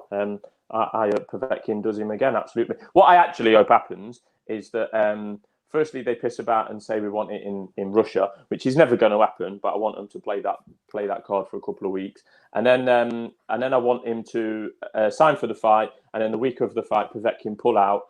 Because he's lobbied the WBC for Povetkin to be mandatory without the need for a rematch. That would be glorious. If he pulled out with a few days' notice and then went and fought Wilder and Fury winner, that would be excellent. Loving it, Smiddo. Coming to Andy shortly on Akira Yagashi, coming to Rob shortly on video replays. Before we do so, one of the many friends of the pod, Danny Young's on the call. How are you, Danny? I'm good, Steve. How are you, gents? Happy birthday, Andy. Cheers, mate. Good stuff, Andy. Enjoying himself over there, Danny. Are you having a good time this Sunday evening? Yeah, not too bad. Good listening to you boys as always. You know what I mean? It's been difficult, the whole lockdown, and but you boys have kept us all going. So fair play to you all. Thanks very much. What have you watched over the weekend? Anything of interest? It was quite thin, wasn't it? Really? Yeah, I thought that. Do you know what? There's some good value in the Channel 5 card. I thought that Dilmajani fight was, well, like I say, it's pretty decent for a freebie, and it's a shame we don't see a lot more of it, to be honest with you. I'd like to see Fat Mick maybe try and plough the fields and try and find a few, talents that have not been picked up, just to try and fill these, because people are watching that in a minute because there ain't fuck all else to watch, and again, like a lot of people are not spending money on shitty pay-per-views in the Hearns back garden. So I mean, yeah, I quite enjoyed last night, and I ended up with a wife's friend sat there watching boxing with me, and she enjoyed it, and she really is a casual, not like Pigeon. So yeah, it was good. You made a good point there, many good points in fact, but the fact she was sitting there watching it, it's on Channel 5, that's an untapped market for guys like Isaac Chamberlain, guys like Shaq and Pitters, like Dilmajani, these type of fellas who haven't been picked up by the big promoters. They're not going to be shoved on the undercards where nobody can see them. You've had a couple of drinks, it's on Channel 5. I'd maybe like it a little bit earlier myself, perhaps around the 9:30, 9:45 mark could be better, but that's up to Channel 5 and their scheduling that. But there's a market, there's an opportunity for people to become not household names, but known like the guys were back in the day, in the papers, isn't there? Do you know what, actually, there was a comment made by her last night, and she was going, "Oh, this is unusual." She said, "Is this the main fight?" And I said, "Well, yeah, it is." And she was going, "Well, why is it on first?" Now, I get that some of it was pre-recorded, but that ain't a bad shout for Channel 5. Stick the main event on early doors, especially if you've got no fans in there, because you're not going to worry about fans entering out of an arena or something like that. So stick the main fight on, and then get your undercard on afterwards. So if you've got like a Shaq and Pitters doing the main event, and you can put your Isaac Chamberlains on afterwards, and people like that, and that Irish fella, do you know what? It wouldn't be bad viewing at all. You know what I mean? So if he could pull some of that together, I'm all for it. I don't mind it at all. Yeah, I agree. Main event, Channel 5, 9:30 on a Saturday evening. They will be raking in the viewers. Anything else that's taken your interest? What about the heavyweight situation at the moment, Danny? I mean, it's all sludging on a bit, isn't it? Yeah, well, I've got fucking ringside seats for Dubois Joyce, and I just can't see how they're going to get fans into the arena for October. It's not going to happen, is it? I don't think so. It really isn't. It really isn't. It's a shame as well, because I'm on the Dubois bandwagon here, and I really fancy him to kind of clean out quite a few people, and that includes Dillian White as well. I reckon it causes him trouble all day long. So interesting that yourself and Andy have got Joyce as your pick for now. I can see your reasons why. He is a bit of a tough bastard, but I don't. If I'm going to be honest, I don't think he's fought anyone with the punch power of Dubois yet. So. And I think Dubois can take a shot where Joyce has a couple of times has looked a little bit. I try to remember that back to that when he first turned pro. Was he on a Channel 5 card against? I can't remember, someone else, and he got caught a couple of times and looked a little bit out of breath and things was like it that. Bermain Stavern? No, it was well before that. It was well before that. I think it was on a card with that fucking Venom Page fella. Oh yeah, he fought that big lump Donny Palmer one of the times, didn't he? Didn't he fight Lewison at one point? I'm trying to think now. It might have been Lewison, actually. Yeah, it might have been. But I know it was a long time ago. But I mean, he took a few shots and he looked a bit tired. So, and I think Dubois brings something different. But I'm with Smiddo on the whole kind of White situation, where I'd like to see it out in Russia, to be honest with you, and Povetkin get the whole fucking Ivan Drago entrance and all the rest of it with the old national anthem going and all that. I'll be fucking right behind that. But yeah, I mean, I after all it's the shit talk I can't stand. If you're gonna box and you're gonna lose fights, then fair enough. But if you're gonna give it all this shit about fighting, I've been mandatory for this long and I've been ducked and all that. And you're giving it all the big talk, and then you get absolutely wiped out. You can't make excuses for it. You know what I mean? You're better off just. I know you have to fucking sell tickets these days and talk shit, but I'm not for it. I'd rather see you box well. I know they're obviously they're giving it the big push with Dubois, like trying to get him to be a little bit more outspoken and that, but I'm not really fussed about it. As long as you can box and back it, or like you can have a little bit of chat, but as long as you can back it up, then no, I ain't got a problem with it. But yeah, as with most of you boys, when White went down like a sack of shit, I was fucking out off my seat, jumping around the front room. So yeah, it was good. Yeah, it certainly was. Eggy Phil thrown it in there saying it was indeed the Ian Lewison fight where Joyce got buzzed. I mean, the heavyweight, it's a bit of a strange situation. What about Canelo then? Obviously, people talking about the Triple G fight, DAZN are rejecting all these different opponents. Do you think DAZN are right to sort of put their heels here, drag their heels and say, we don't want this guy, we don't want that guy? Are they trying to get out of paying Canelo it's not just $35 million, it's a $35 million minimum, apparently, they have to pay Canelo. So they're just trying to, save a few quid because, they're in trouble at the moment financially. Well, again, it goes back to the fans, really. If the fans are not going to fill a stadium or an arena or something like that, then they've got to press the pay-per-view market. Now, people ain't going to be staying up until the middle of the night to watch fucking Canelo fight. Oh God, who was that fella you mentioned a few weeks ago? We've got Avni Yildirim has been mentioned, hasn't he? Oh Billy God, Joe, Jesus Smith. Christ! Yeah, I mean, like Billy Joe, obviously, you'd pay to watch that. Personally, I'd pay to watch Ryder fight. I mean, I'm a fan of his. I've been to a few of his fights. You know what I mean? So I wouldn't mind seeing, because I'm in the camp of, I definitely think he won against what do you call it? Oh my Smith. God, fucking hell, Smith. Yeah, he definitely won against Smith. So I reckon it could be entertaining. Who knows how long it'll last? I don't know, but yeah, I think they've got to be wary about who they put in there, because obviously they're going to be counting on the cash coming in from the pay-per-views, and if they put him in against no one, then obviously no one's going to buy it. So yeah, they've got to dig their heels in. They've got to be careful. But like I say, the sooner they can get some fans into the arenas, the better it's going to be. And I know it's tough at the minute, but fuck me, like it's I think fans are almost those people through the gates are swaying what fights are going to come, really. Yep, absolutely. Anything else, Danny, you want to add on this Sunday evening? No, not really, boys. Just keep up the good work. Thanks again for keeping us going when everything was tough and that. And yeah, I'll speak to you all soon, hopefully. Lovely stuff. Appreciate you having on. Thank you, sir. All the best now. Take care, gents. Bye. Cheers, Danny. Danny Young there, friend of the pod, good boxing guy is Danny, knows his stuff, speaks well, supported the pod since day one. Can't say a bad word about him, Andy. Also, Akira Yayagashi, don't know if I can say a bad word about him, pronouncing his name's tough enough. Top quality champion. He's decided to hang up the gloves. A brief eulogy for the career of Mr. Yayagashi. Yeah, he was always one to watch. Probably he'll not go down as an all-time great if you'll really dissect his record and that. He kind of comes up a wee bit short and that, but man, he walked the fucking gauntlet sometimes. Like, I mean, that fight against Pornswan, is it Pramamok, I think his name is. That was an absolute war. I say he walked the gauntlet against Gonzalez. He would sometimes get overwhelmed in that physically, but he was never one to back off, and you basically had to kind of knock him out, or basically force the corner to pull him out or the referee to pull him out, because he was in there all the way. Ex-lineal flyweight champion, which probably wasn't his best weight, actually. I think he was more a light flyweight, and obviously then, after the Gonzalez fight, he's having to have a kind of rebuild against kind of like, mediocre fighters. He then picks up another world title against Javier Mendoza at light flyweight. I think he then loses it like a kind of like first round knockout against Milan Melindo. And at this point, you're now thinking, like, okay, he's done, and he's out for the best part of a year. He starts the whole process again, fighting Hufemi Muke, which is a kind of domestic fight in that as well. And everybody will probably remember his last fight against Mathlin, whereas he was in the fight all the way. Was close on the cards as well, and he finally got stopped in the 9th round, I think it was.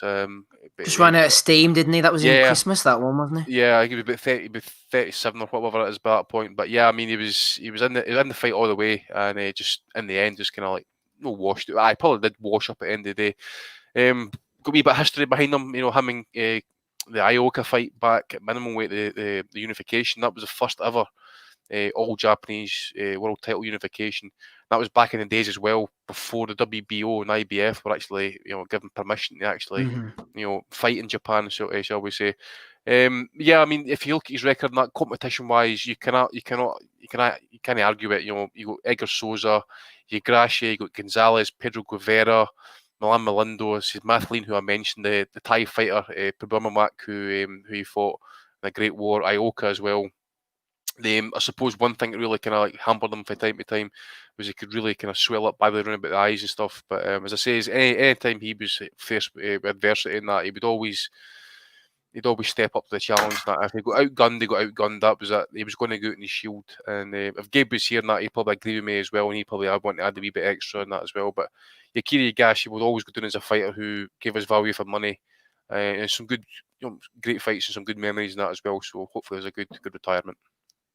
Absolutely happy retirement, Mr. Yaigashi. Saw a few of his fights at 37. I think the fact he was at flyweight probably done for him in the end. Rapping Rob Kelly, no flyweight over there. Simon Alavi's thrown in a question for you. This was sent in to me the night after Eric Walker fought against Madrimov, and we had the whole fuss about the knockout, non-knockout. So just a bit of context for you regarding this question, Rob. He said, Simon says, same question I asked exactly a year ago to the day following the Hooker Ramirez fight, where a knockdown was incorrectly called. Is the case for video replays even stronger now, where we know how quickly it can be applied, Rob? Last night, we saw referee Gary Ritter endanger Eric Walker's life by thinking a brutal KO punch by Israel Madrimov was caused by a push. An easy mistake to make in the heat of the moment, but surely also easy enough to utilise a quick video replay to intervene. The natural stoppages in boxing will allow this. It's one thing messing up a scorecard due to a lack of replays, but last night, Rob, was even more significant. What do you think?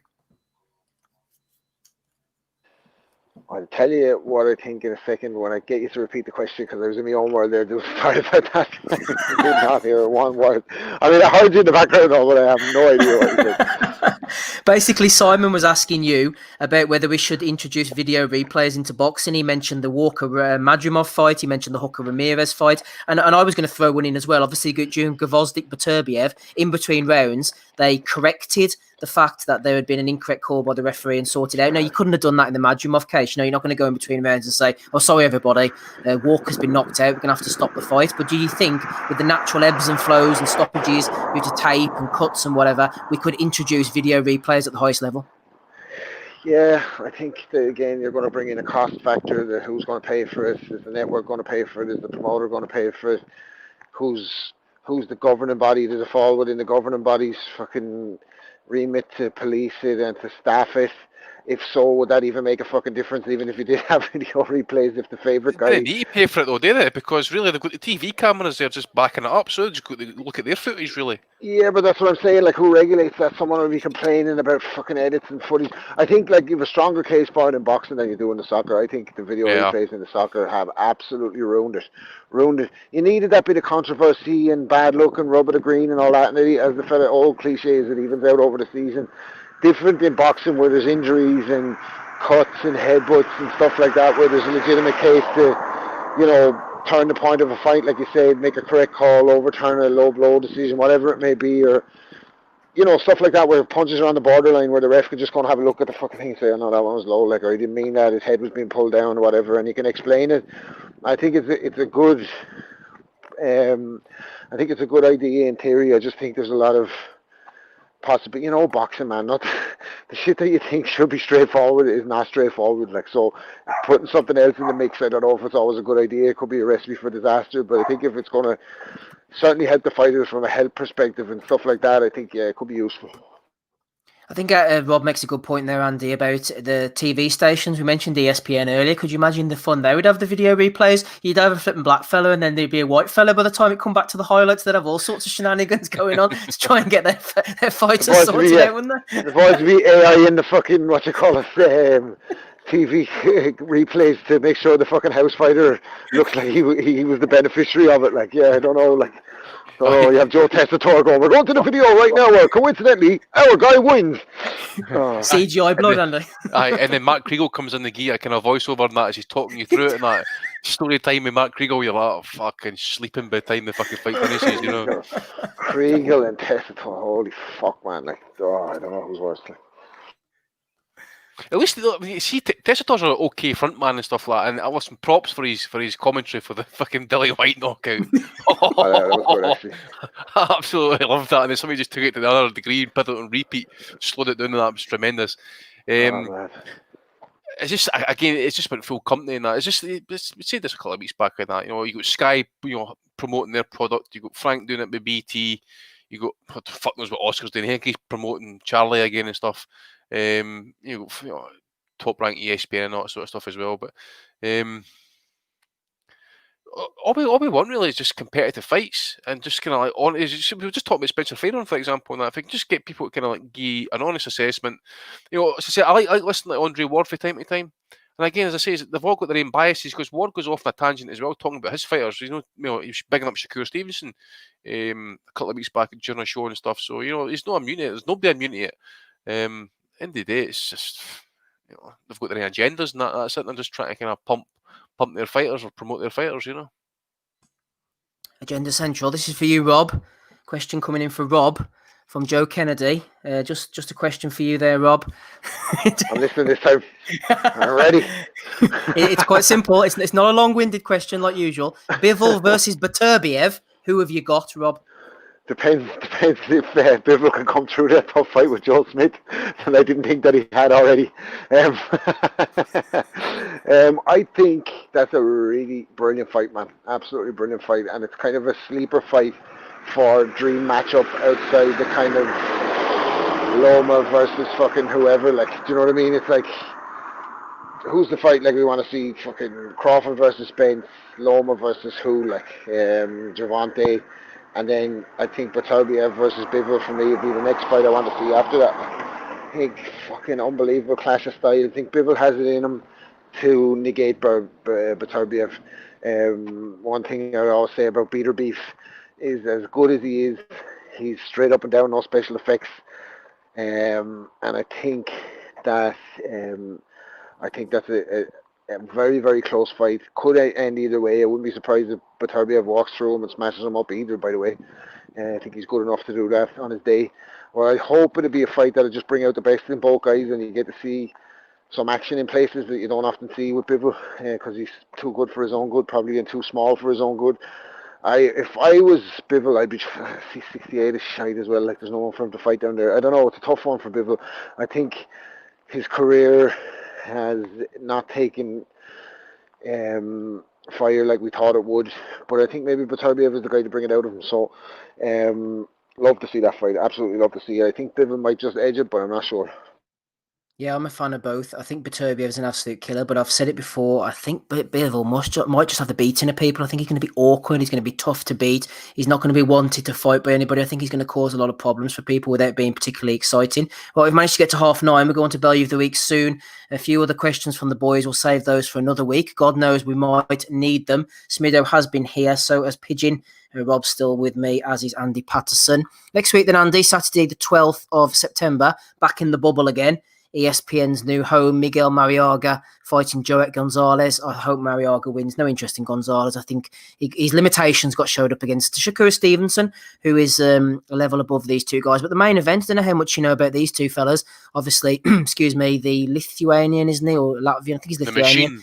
Kowalski's mean machine puncher went against. I tell you what, he put up a good show against Crawford. He went for him. I think he hurt him. A possible knockdown at one point showed he's definitely a puncher. And Zuski, I think he's pretty. I know Rob says about the special effects. This is a puncher through and through. Only seen him the once against Ponomarov, and he was just coming forward, trying to land the left hook, took a beating. His face ended up a bit of a mess. He is a power puncher, Zuski. These two are going to stand in front of each other, and I think it's going to be a pretty good fight. But Kowalski's, for me, Andy, will win the shootout. I think he's going to bust Zuski up and stop him late on. What do you reckon? I've never seen Zuski, mate, so I'm no probably kind of in a good position to really gain an opinion here, but I think I recall Kowalski was coming off a kind of poor performance against Ray Robinson. That some people maybe say that Robinson should have got the nod. I think, and obviously the Crawford fight, he was, I suppose, he is that kind of tall, rangy and stuff like that. But I think in the end, Crawford's done what he done, and that kind of broke him down. So I'm probably going to side. I'll side with your opinion on that at the minute. But to be honest with you, I'll not be one I'll be staying up to watch actually, but kind of download morning job. So if you're listening, Pigeon, then I get up at 6 o'clock in the morning, get up at like 10 o'clock in the morning, and then fucking watch it, because I don't think it's going to be one to be kind of rushing to watch. I don't think. Pigeon will be up on the roof at that time in the morning.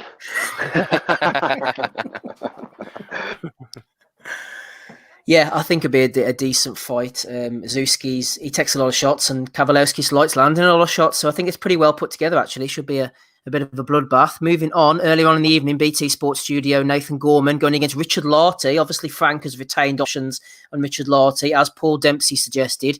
A good comeback fight for Gorman. I think he needs to keep active. get back on the horse, so to speak. Also, Echo Esserman, former pod friend, still a friend, might come on in the future. Nice guy. I think he's going places. Esserman going in against Cedric Payno, who had those 2 fights with Conor Benn. Also, Denzel Bentley was on last week. Made my feelings known about him. I think he's a really solid fighter. I think he'll beat Mark Heffron. On to the main event, Rob. I'm not going to ask you particularly about the fight itself because I like Dex Spellman, but I don't really see. I don't know. There's no chance of him beating Yard for me. He's tough. He'll take a beating. He'll come forward. Yard might stop him. I like Deck, but I'm not really interested in the fight. The point is, Rob, where does Yard go from here? A sort of wider picture, assuming, which I know is wrong of me, that he gets past Deck Spellman, which we all think he will do. Where's he going to go? What's his end game for Yard, really? Did Dex Spellman not fight like fucking last week or something? Yeah, he fought. Who was it he fought recently? It wasn't Pitt. Pitter's fought something. It was someone that Ozzy would always say his name. Dex Oh, Spellman versus Lyndon Arthur. I was going to say it was back in July, end of July. Yeah, Lyndon Arthur. Like, yeah, so yeah, no, Yard's gonna smash him up. Like, isn't he? He's gonna fucking be a stationary enough target for him, big puncher. He nearly knocked out Tundi the other day on the pads. So that might not have been a bad thing. I don't know where he goes, man. I think they missed the trick with Yard. I think he has shown that he's got enough natural attributes that he can certainly operate at world level with just his physical attributes, not detracted totally from the training. Obviously, he has some fundamentals. But you know my opinion on it, man. That's all this fucking no sparring and this lions in the camp shit and empty the tank and all. They fucking missed the trick big time, man. They should have knocked Kovalev out. He was there for the fucking taking, man. He was there for the taking. Look at his performances since that. Like, he was gone. Absolutely gone. You know, the fact that fucking Canelo was able to knock him out in the next fight just shows his punch resistance was fucking completely gone. Because Canelo was never a concussive puncher even at 54, man. You know what I mean? He wasn't like that big. No, I'm not saying he's no slouch. He obviously has something to keep you off him. But for him to be knocking out Kovalev in the next fight, just to me, showed that Kovalev was totally shot to bits. And the fact that Yard even got close enough to him to knock him out showed that he was just gone. To me, he wasn't the same fighter, I don't think, after the Ward fight. So they missed the trick. They missed the trick big time. He should be the champion of the world, really. When you look back at it in hindsight, he should be the champion of the world. He should have been in line now for the next name to fight Canelo. So I don't know. Can they get him back there? Like, they worked themselves into that position. They went to Russia. They did the brave thing. Credit to them. They went and took the fight over there. But is there any kind of pickings like that around for him at 75 now? Like, is he going to beat Batarbiev? Is he going to beat Bivol? I don't think he's good enough to beat either of the two of them. And I don't really. I'd have to see. I think I'd have to see him with a better coach. I just think that the Tunde thing is a load of bullshit. Like, I don't believe in it. I think he can get so far with that, but you can't get to the top. Like, I think boxing is in that state where if you had a guy with a good aerobic capacity, good strength, good chin, good power, that you could get him that far. You know, if you match him right to a certain degree. He hadn't fought anyone before Kovalev. He's not fighting anyone in Dex Spellman above British level. No disrespect to Dex Spellman, as I said, tough guy. Like, but I don't know where you see him. I don't think he can get back to the top. I'd be surprised. I'm not saying they're not going to you know, if he gets a spectacular knockout, they can definitely put him in a position where he can earn again. But I don't know, man. I really don't know. I don't think he's good enough to be a world champion for a long time, at least. Yeah, fair play to Deck. We know what he's going to bring to the party, but just as if we've seen it before, we saw it 6 weeks ago, didn't we? Against, you know, we know exactly what he's going to bring. It doesn't offer us anything new, not into Deck's future, but into Anthony Yard's future. We still don't know so much about Yard. Was the Kovalev thing a one-off? Is he really that good? Even when they bring these bums over sometimes, like that southpaw who had a funny haircut, you know, it's a bit of intrigue. Can they give Yard something that he hasn't seen before? I just think that Deck's probably going to be on the end of the jab all night.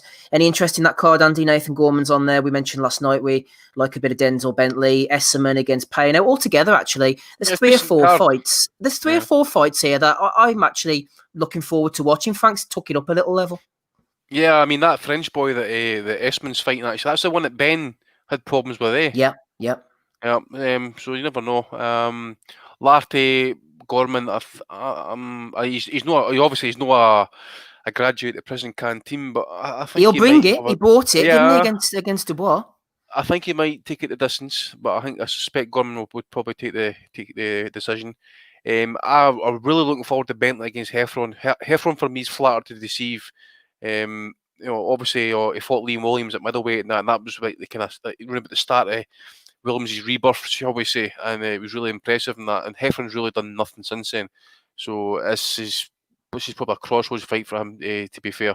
So it'd be interesting. I think, but I think Bentley's going to win it. I think he's more hungrier, actually. I agree with everything you're saying about Yard. Over a year now since he fought Kovalev. Obviously, he's had his problems personally and that as well, with deaths in the family because of COVID and stuff like that. So there is that aspect to it as well. Frank maybe kind of struggling with opponents and stuff, and trying to get fighters into the country and that, because obviously, these alerts are, some countries now are having to kind of 2-week isolate when you come in or when you go home and stuff like that. So that could maybe hamper and stuff. But I think obviously, getting a world title fight anytime soon for Yard, I think it's going to be hard. It's going to be obviously trying to get himself back into mandatory slots, positions and stuff. The vacant title is the WBO, but we suspect Salamov and Vlasov will be the ones that fight for it. Maybe Joe Smith will get the winner, or Joe gets a shot at the vacant title. Maybe Frank could maybe try and get something going on with Bob, and maybe try and get Yard to fight Joe Smith. I'd like to see that fight for the vacant title. But I think Salamov Vlasov is the main fight for the belt. So maybe get Yard against. Well, I suppose it's unfair on Smith, actually, especially after walking the gauntlet against and beating Alvarez. So I think Yard maybe needs. Who do we say? Maybe a Ramirez. Maybe what about an Alvarez? Because obviously his team are actually saying to him they're trying to kind of get him to reconsider his retirement. I think maybe get him an Elder Alvarez fight to see, because obviously Alvarez is maybe kind of like questioning where he's at in the sport, hunger. He's up age now as well. Ideally, Andy, you'd give him an Alvarez, a Sullivan Barrera, somebody like that to see where he's at. But I don't think they're interested in that. I think they're going to go the same route as they did before. They're going to get him win after win after win and try and get him in for like a vacant WBO here. I don't think they're looking to test and see what Yard's got. They're looking to build him up, stick him in, build him up, stick him in for some reason. I just get that impression. So, you could probably see it as well, after he beats, we're saying he's going to beat Dick Spellman, but if he does, knocks him out and stuff, I think he'll probably try and make London Arthur fight next Frank. If he's they will, yeah. But he's going to have problems trying to get foreign fighters in here and that, as I say, with the isolation situation and stuff. So, I just think at this point and stuff, it's going to be circumstances, as Rob says. Is he going to win a world title? Possibly at some point, but circumstances are going to have to, have to match it. But Joe Smith would be a tough fight for him as well, and that's one guy I like to maybe see try and pick up a world title, is Joe Smith. Yes, I agree. I would as well. Jim McDonald threw in a question for me. That'd be a cracker fight, actually. Oh, that'd be a cracker fight. Joe Smith versus Yard would be a cracker fight, I think. Be a good, really good one. And it'd be one that Joe Smith hasn't had yet. Smith wouldn't stop coming, though. I'll tell you what, it'd be a tough fight for Yard, that would. Yeah, big time, man. I think I'd favour Smith. Like, don't get me wrong. I'm not saying Yard to beat him, but it'd be a good fight. See, the thing, I like the fight, and so does Rob and stuff. I really do like that fight, but at this point, it makes no sense for Joe Smith because he's earned his stripes. He's earned a world title fight. Eliminator or something like that. This is it. Yara's got to get himself back in line. And as I say, it's bullshit. At the end of the day, we want to see good fights, and I think that would be a good fight. But politics is politics. At the end of the day. That's the thing. If they go the WBA route, which Frank doesn't tend to, say Smith wins the WBA title and then they get Yard in, like you say, as a defence, I think that'd be a really good fight. I'd also favour Smith. Yard would have to beat somebody, you would think, for one of these interim bullshit titles to get the shot. Would they go that route? I don't think so. I think they'd be looking to pick up a WBO. They'd beats, I don't know, someone from Poland who's 24-1 in an eliminator. It looks good on paper, gets the WBO shot. I know it sounds a bit negative and everything, but I don't think they'll stick him in with anybody to get a shot at Smith, if you know what I mean. Yeah, well, the other thing as well is I'm just having a look at the WBO rankings. So they've actually got that Richards Patelniks ranked in the top 15 with there WBO. You go. Somebody like him. Boy for Latvia and that. He's fought absolutely nobody. Isn't he knocked out Stephen Ward in the Golden Contract? Is that him? Possibly. It was him. That's him. Matuno beat him. But you got him. You could have Blake Capolero. Gilberto Ramirez might be something like that. I mean, that's another Bob Arum fighter, is it not? Yeah. But the one fighter. I don't think he's with Bob. I don't think he's with Bob anymore, Andy, is he? Ramirez. Is he not? Well, anyway, I mean, obviously, Frank's trying to get discussions on going with Eddie and stuff like that. So make the Buatsi fight. I mean, it's just can't see it. Don't think he'll ever. That's the only fight to make, I think. Yeah, what is he doing? Boost his profile. That's the only fight to make, and Buatsi needs to fucking fight somebody, like, don't he? So I think that's anybody. Good, Dick Spellman. Really fight. But you see on that, like, where talking like I'm saying, Joe Smith should fight Anthony Yard, like, or a big good fight. Like, I used to be like so nerdy with keeping up with who's on what side and who's ranked by who. And I'd say yourself and Andy are way ahead of me, and Ozzy even on that. Like these days, I just cannot keep up with who's fucking signed to who, who's on what network. You have to take three things into equation: the ranking body, the network, and the fucking promoter. Like, it's too much. You know what I mean?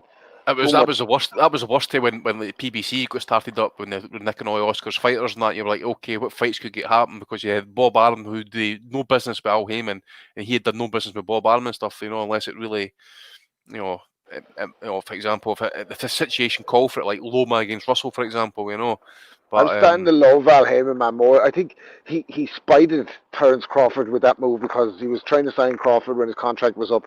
Crawford was like, stick with Bob Arum. And Uncle Al said, all right, I'm just going to take every other welterweight. You're not going to have a fight. You're going to have to fight Kavanauskis and Kell Brook. Fuck you.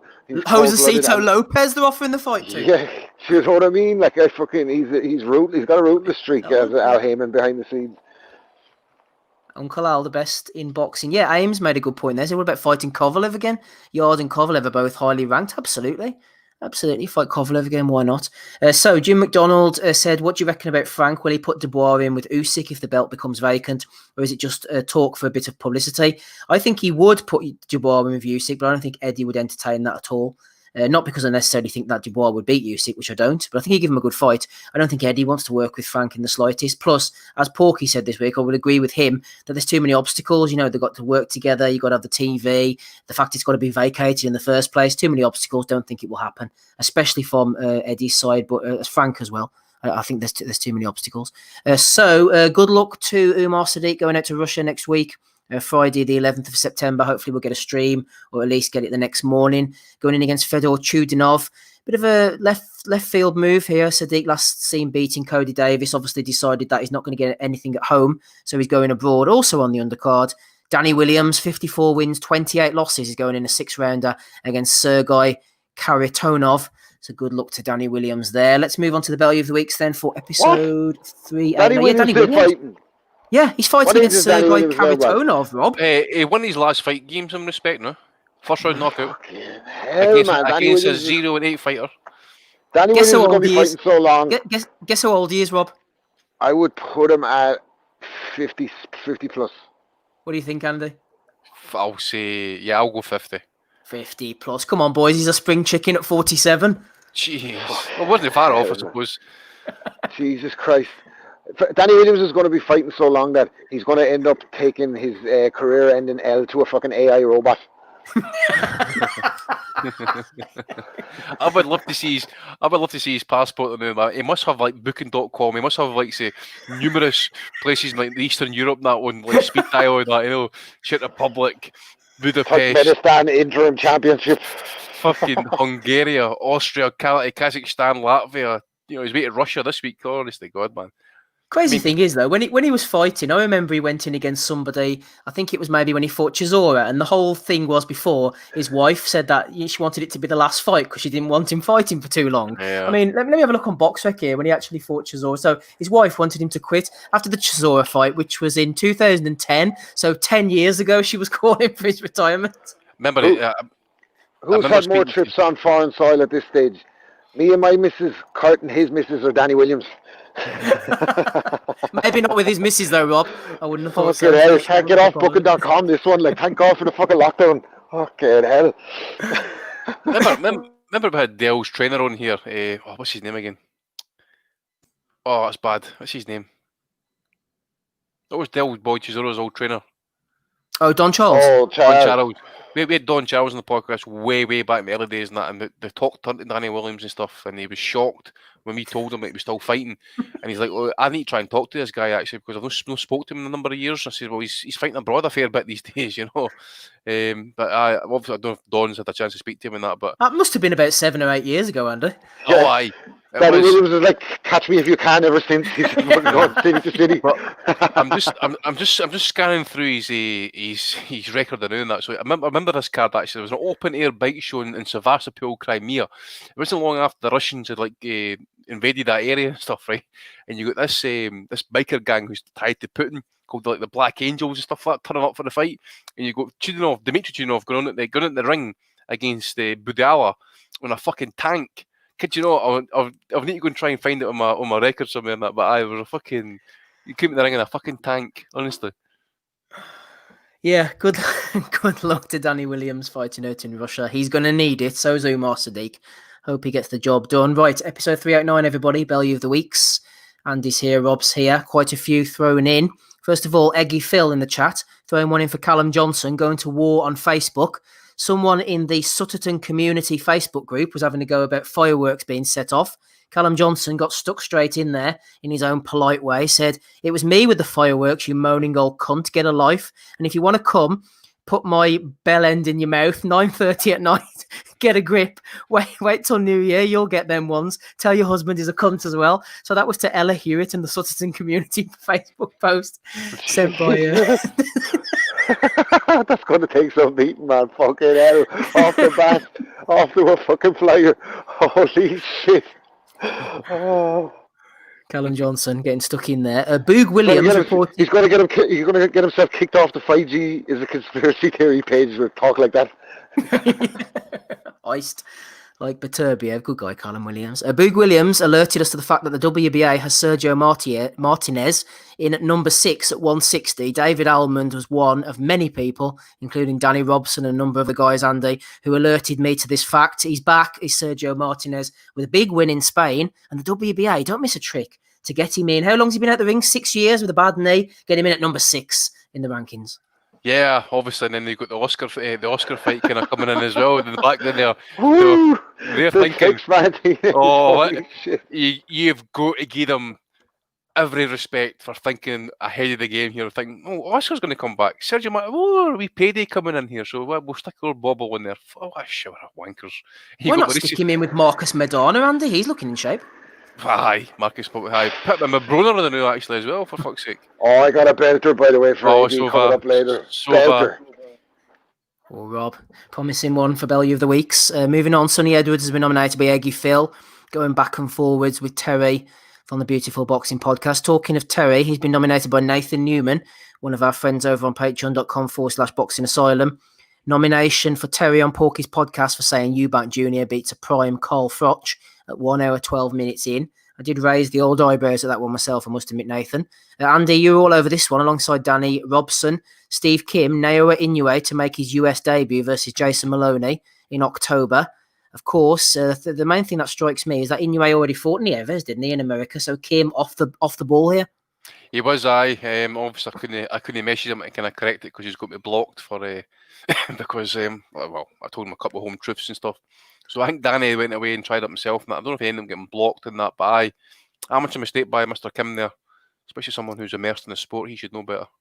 Absolutely, Kimmy should know better. Dillian White has been all over social media crying about his knockout loss. Pinky at Matt3367208, real surname, jumped in and said he, as in Dillian, fought the perfect fight, except for getting knocked out. Boxing would be better if they gave you longer to recover. 30 seconds isn't long enough.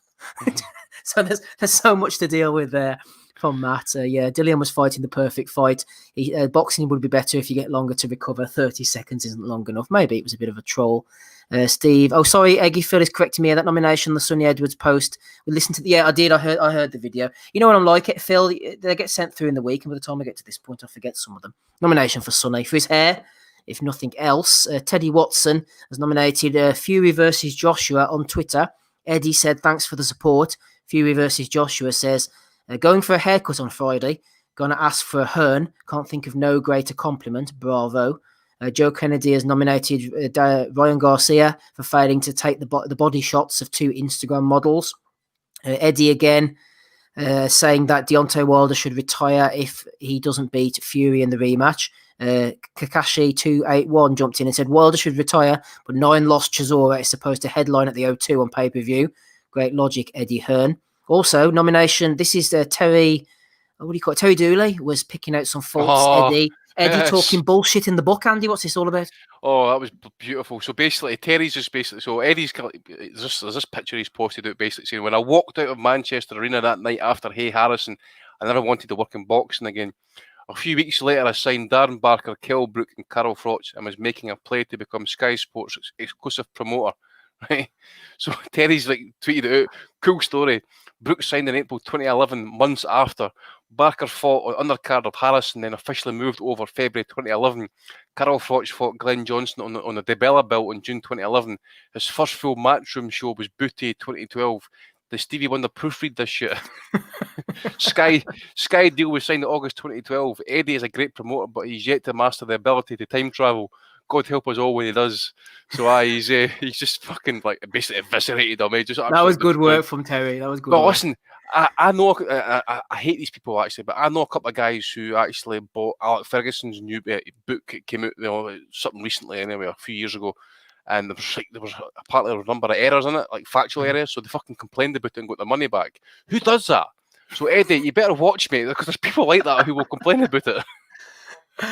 Yeah, keep the receipt, is my opinion. Maybe keep your money in your pocket in the first place. I might read that, actually. I might read that, Andy. Relentless. Phil, Eggy Phil again in the chat there. Shout out to him. Nomination for Lukey Boxing. Talk me out of this take, says Lukey. Talk him off the bridge, everybody. Joe Frazier and Deontay Wilder have a lot in common, says Lukey, from both being Olympians. Don't finish this, man. Joe got gold, Rob. Wilder got bronze. So their reliance on power. Sure, Frazier did the bob and weave and Wilder is on the outside, but both are awkward punchers. Where's he going wrong with this, Rob? Who's this fucking fella, man? Luke. Fucking hell, man. What kind of take? Look, he's only messing with that, isn't he? Like, he's looking for people to fucking can't be serious. Like, Joe Frazier and Deontay Wilder. I mean, Wilder hits fucking hard. He could have knocked Joe Frazier out. How the fuck, you know what I mean? But to compare the two of them as fighters, man, is abominable. Yeah. Abominable. It is a bullshit take. Also, British Boxing Blog has nominated Sky Sports Boxing for tweeting out, "What's next for Conor Benn? Conor is eager for a British title shot. Who would you like to see him face for it?" Well, what about the champion, Chris Jenkins, for a start? I mean, does Conor just get to pick his opponents now? Conor's fighting for British title, everybody. You better get in line. Right, yeah, I think I'll take so-and-so. What the fuck? I'd like to see him fight the fella who got a tattoo of him.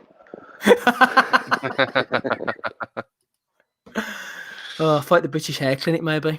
I don't know how the beard's going. Nomination, we mentioned this earlier, didn't we? Seconds out, tweeted out about wait till you get a smack in the face. Water don't do nothing. Idris Virgo throwing water at Norton 7. Scott Williams took it really well. Williams, it was an absolute farce. I know where Fat Mix tried to build it up a little bit and told him to go over and cause a bit of beef. Why are they doing a sit down? Virgo, this frigging Love Island or whatever he is, against a journeyman like who hasn't even won a fight. Why are they doing a sit down at a press conference, like a face to face type thing, is absolutely beyond me. But that was bullshit. Rob's also made his feelings known. Martin Hurry has nominated Steve John Lumley, talking about Conor Benn again. Anyone who can put up a decent fight. Let's face it, Conor is knocking on the door of world honours right now and will be a champion of at least 2 weights. He's spoken. John Evans has nominated Mauricio Suleiman for telling everybody they're wrong. And WBC is non-profit. I earn my living in the factory Controles Graficos, founded in 1963 in partnership with USA-based Graphic Controls, says Mauricio Suleiman. So bullshit to you, like the WBC is non-profit, Andy. Non-profit. Well, who's got all the fucking money then? you got to laugh, man. If you did laugh, you would fucking cry at that bullshit, man. Honestly, God. I would listen. I tell you all day, we should actually kind of take our time actually and just dissect that, just destroy it. So we should maybe just take a week or so to look at some of the situations, whereas they almost bankrupted themselves because you try to fuck over a fighter who won your belt. Because Roy Jones decided he wasn't going to go to heavyweight. He was coming back down in weight, so he decided that guy won the title last week. Yeah, sorry, pal, that was an interim title. You're not getting that belt. We're going to keep the Roy Jones because he brings in more money. Haven't they we're facing 30 million lawsuit, or whatever it was and stuff, almost filing for bankruptcy. What a great day that'd have been, by the way, if Rocky Gianni just took him right to the fucking cleaners, which he ultimately did. Absolutely, Rocky Gianni dropping the KO. Joe R. Neal has nominated Marcus Madonna. He's turned back by purchasing a 6-pack implant, a liposuction. He's got new little titties 6-pack implant for Marcus. He did not, did he? Oh yeah, he does. I'm telling you, Rob, he's back on the train, man. All Argentinian fight between him and Sergio Martinez. All Argentinian fights. You've got Maidana with the implants. You've got Martinez with a fake knee. Come on, man. Cheeto, man, get off Instagram, man. You don't need to do that, baby. We like you with the fucking guts. You know what I mean? Come on, man, you didn't need that. You're not the fucking Chino Maidana, the villain, anymore, like, with the fucking fake implants. Holy shit, man, he might have CTE. Fucking hell. He's got Floyd's tooth around his neck in a chain, and now he's got killer abs to go with it. Fuck me. I was going to see, I didn't know he had got the implants. I saw him, I thought, like, there's no way this cunt has a license to fight at the moment, because if VADA testing or anything was in play, you see the fucking nick he's in compared to what he was a couple of months ago. But now I know it's all under the surgeon's knife, like a fucking Instagram model. Marcos El Chino Maidana. Holy shit, how the mighty have fallen. Fuck me. Yeah, Or who am I to Lady talk? Maybe I'd get the fucking ab implants if I hit the fucking jackpot with two fights with Floyd as well. Who knows? Like, Why not? Why not? Lady Alcoholic Froch, I thought the same as you. It does look like he had excess skin. It's like when a fat person has one of them operations and they've like tucked the skin and got like a marker and drawn little like lines for the eye. It doesn't look great. Like, he hasn't gone to the British six-pack clinic anyway.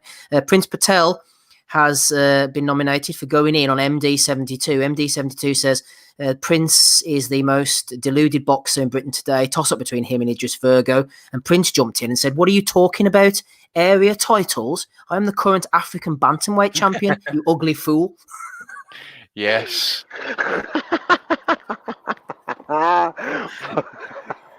Is he trolling or is he? You know, if he's trolling, I'll actually have a respect for the Prince. I tell you what, though. I tell you what. He's probably a less deluded, because at least he's fighting supposed pro fights than Charles Zelenoff, who's just equally deluded. But at least he's not cutting about with his fucking belt on and stuff like that. Remember, did he go out got an edge for Prince Patel getting fucking choked out by a 17-year-old in the gym and somewhere? Did he end up with a picture on a camel with that fake IBO belt or something like that? Yeah, that's right. Somewhere. What a I think that wanker. wasn't it the Tanzanian syndicate title or something? Syndicate What are you title, talking about? That was one of his opponents. Oh. I wish Ali Rami was still alive, by the way. Fucking uranium fists. Imagine that fight happening in the Yemen, by the way. Honest to Christ. That'd be great. Rattle his G-spot for him. I wonder could Pigeon think of any potential opponents for Prince Patel? Remember one of the guys he knocked out in Hungary, was it? Or Latvia? And that? The guy never even belonged. They shouldn't even belong to that. It was Latvia. Oh, that was Latvia. Embarrassment. Absolute embarrassment. And then he's acting like it's like some big knockout or some big deal in that. Get a fucking grip of yourself, man. I think he's on the wind up. I think the Prince is. I think he is on as the wind up. I think so. Final one. I think there's actually a question. I'll throw it in there anyway because it's quite appropriate, from Richard Allen. Reasons why boxing and combat sports are a complete mess. Jamel Herring, 24 hours before the fight, 129.5. Fight weight, 147. 3 weight classes and a 17.5 pound weight gain in one day. It's become a dieting and eating disorder competition, Richard Allen. Like I said, that's probably a question for earlier. We'll throw it in as a value of the week for the people. I mean, yeah, we were talking about last week and talking about the titles. I had a question in from Ted Barrett as well, which I'll leave to next week, talking about maybe sorting out the weights and, down at the low weights. But it is ridiculous, Andy, when you look at it, isn't it? Going up 17.5 pounds in a day. I mean, it can't be good for the guys. Yeah, exactly, mate. I mean, fucking, what's he dumping off like before he even makes weight? As I say, I think he's maybe overcooked it as well a wee bit. Some of the UFC guys and that were like shedding 30, 35 pounds before weigh-ins and stuff like that. It's incredible. But yeah, as we mentioned last week, in that these fighters are just they're cheating away and they're cramming themselves into the smallest division possible just to gain a big weight advantage. And it's just 3 divisions is just insane, man. Insane. 3 weight divisions. How's that even fucking safe? It isn't. Talking of insanity, Tom has dropped a $5 into the super chat. Thank you, Tom. If you want to throw a super chat in, do so. If you love us, maybe. Good old Tom. There's Tom. Another Father Ted character there popping up. Take care of them. Take care of them. I have one of them T-shirts, by the way, when I was a kid. I got it for me. Robert shot JR, like, because I don't know, I can't remember the fucking storyline, but I'll tell you another story off air that relates to it. Anyway, go on, Tom. More super chat action. You still have time. Value of the week. Your time is running out, so if you want to buy us a pint or anything, get on the super chat, baby.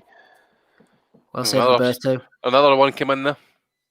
Eggy Phil, time for a question. Go on, throw the question in and we'll see afterwards if we've got time. Father Jack Hackett there. Drink, feck, ask. Go on, Rob. You had a good nomination for Belly of the Week, didn't you? Thanks to Father Jack Hackett, by the way. Man, AB. There's this guy, DJ Vlad, who actually had fucking a hand in my stats, believe it or not, fucking all these years ago. But he's now like one of the major voices in the hip hop media.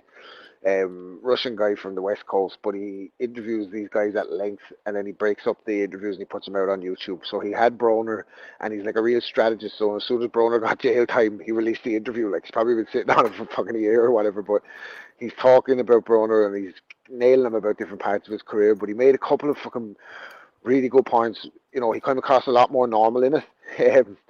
But he talked about his background, which gives you some. He was facing 57 years at 17 and stuff, like, so, you know, he's from a fucking tough place and stuff.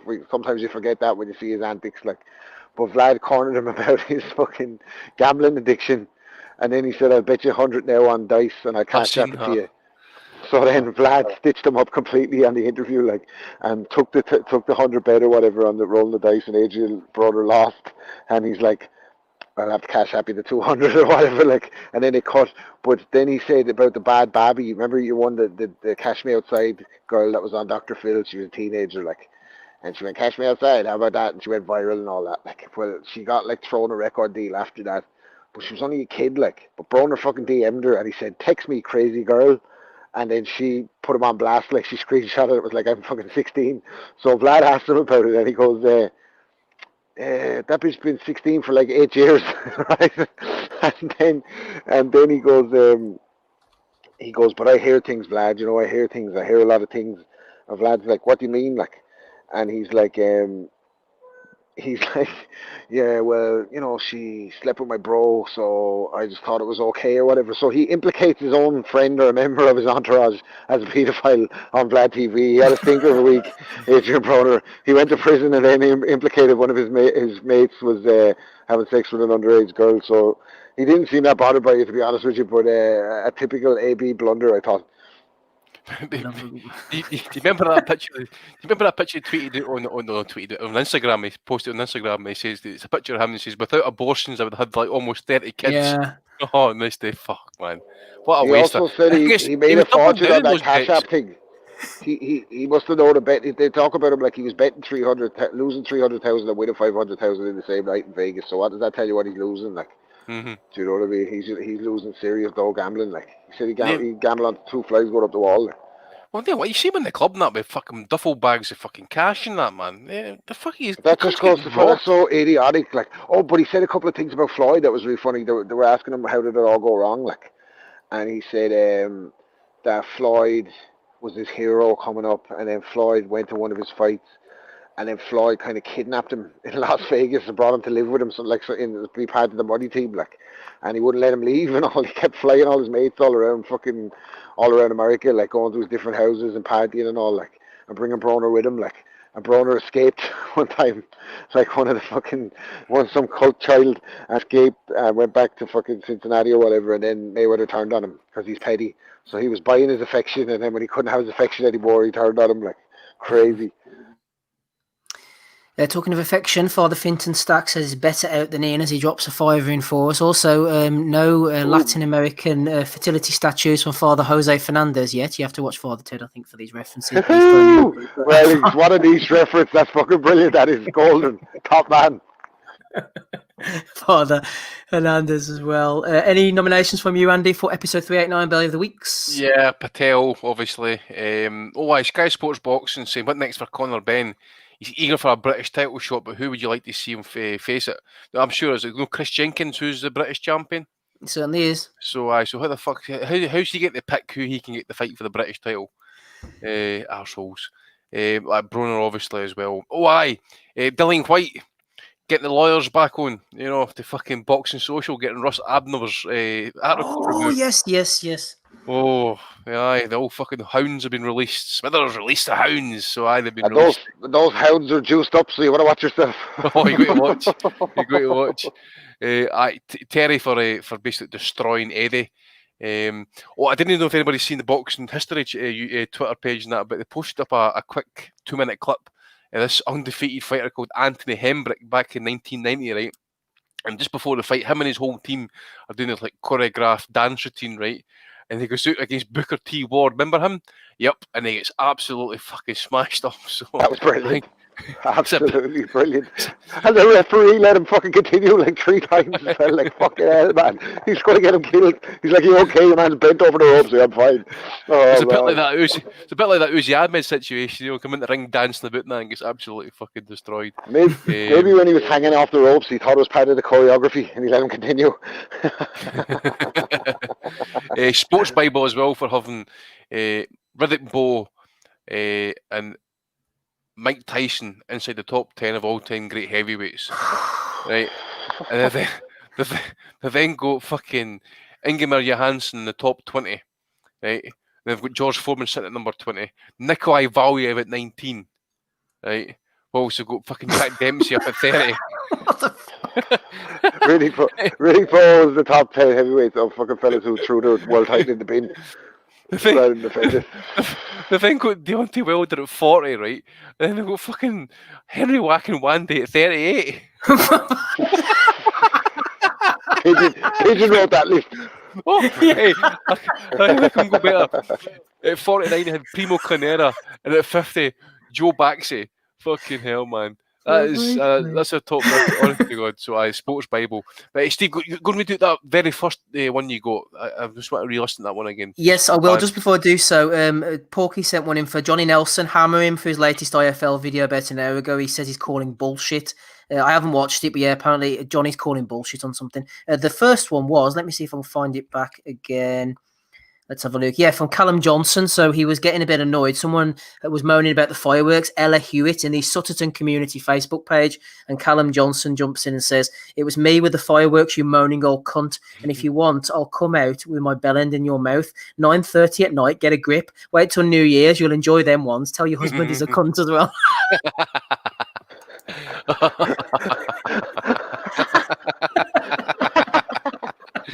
What a fucking statement, man. That's unbelievable. Absolutely unbelievable. And what the husband going to do? Fuck all. Exactly. Unless at the fireworks for the rest of the week. Unless he's got like 3 black belts in Aikido and fucking judo, and he's onto plums, by the way. He's fucked. Friend with a shotgun. He's got too much like. I like that one. It was Eggy Phil nominated that one. I tell you what, Sport Bible was a good one that Andy threw. And just before we wrap up, Smiddo's back on the call. Any Belly of the Week nominations from you, Smid?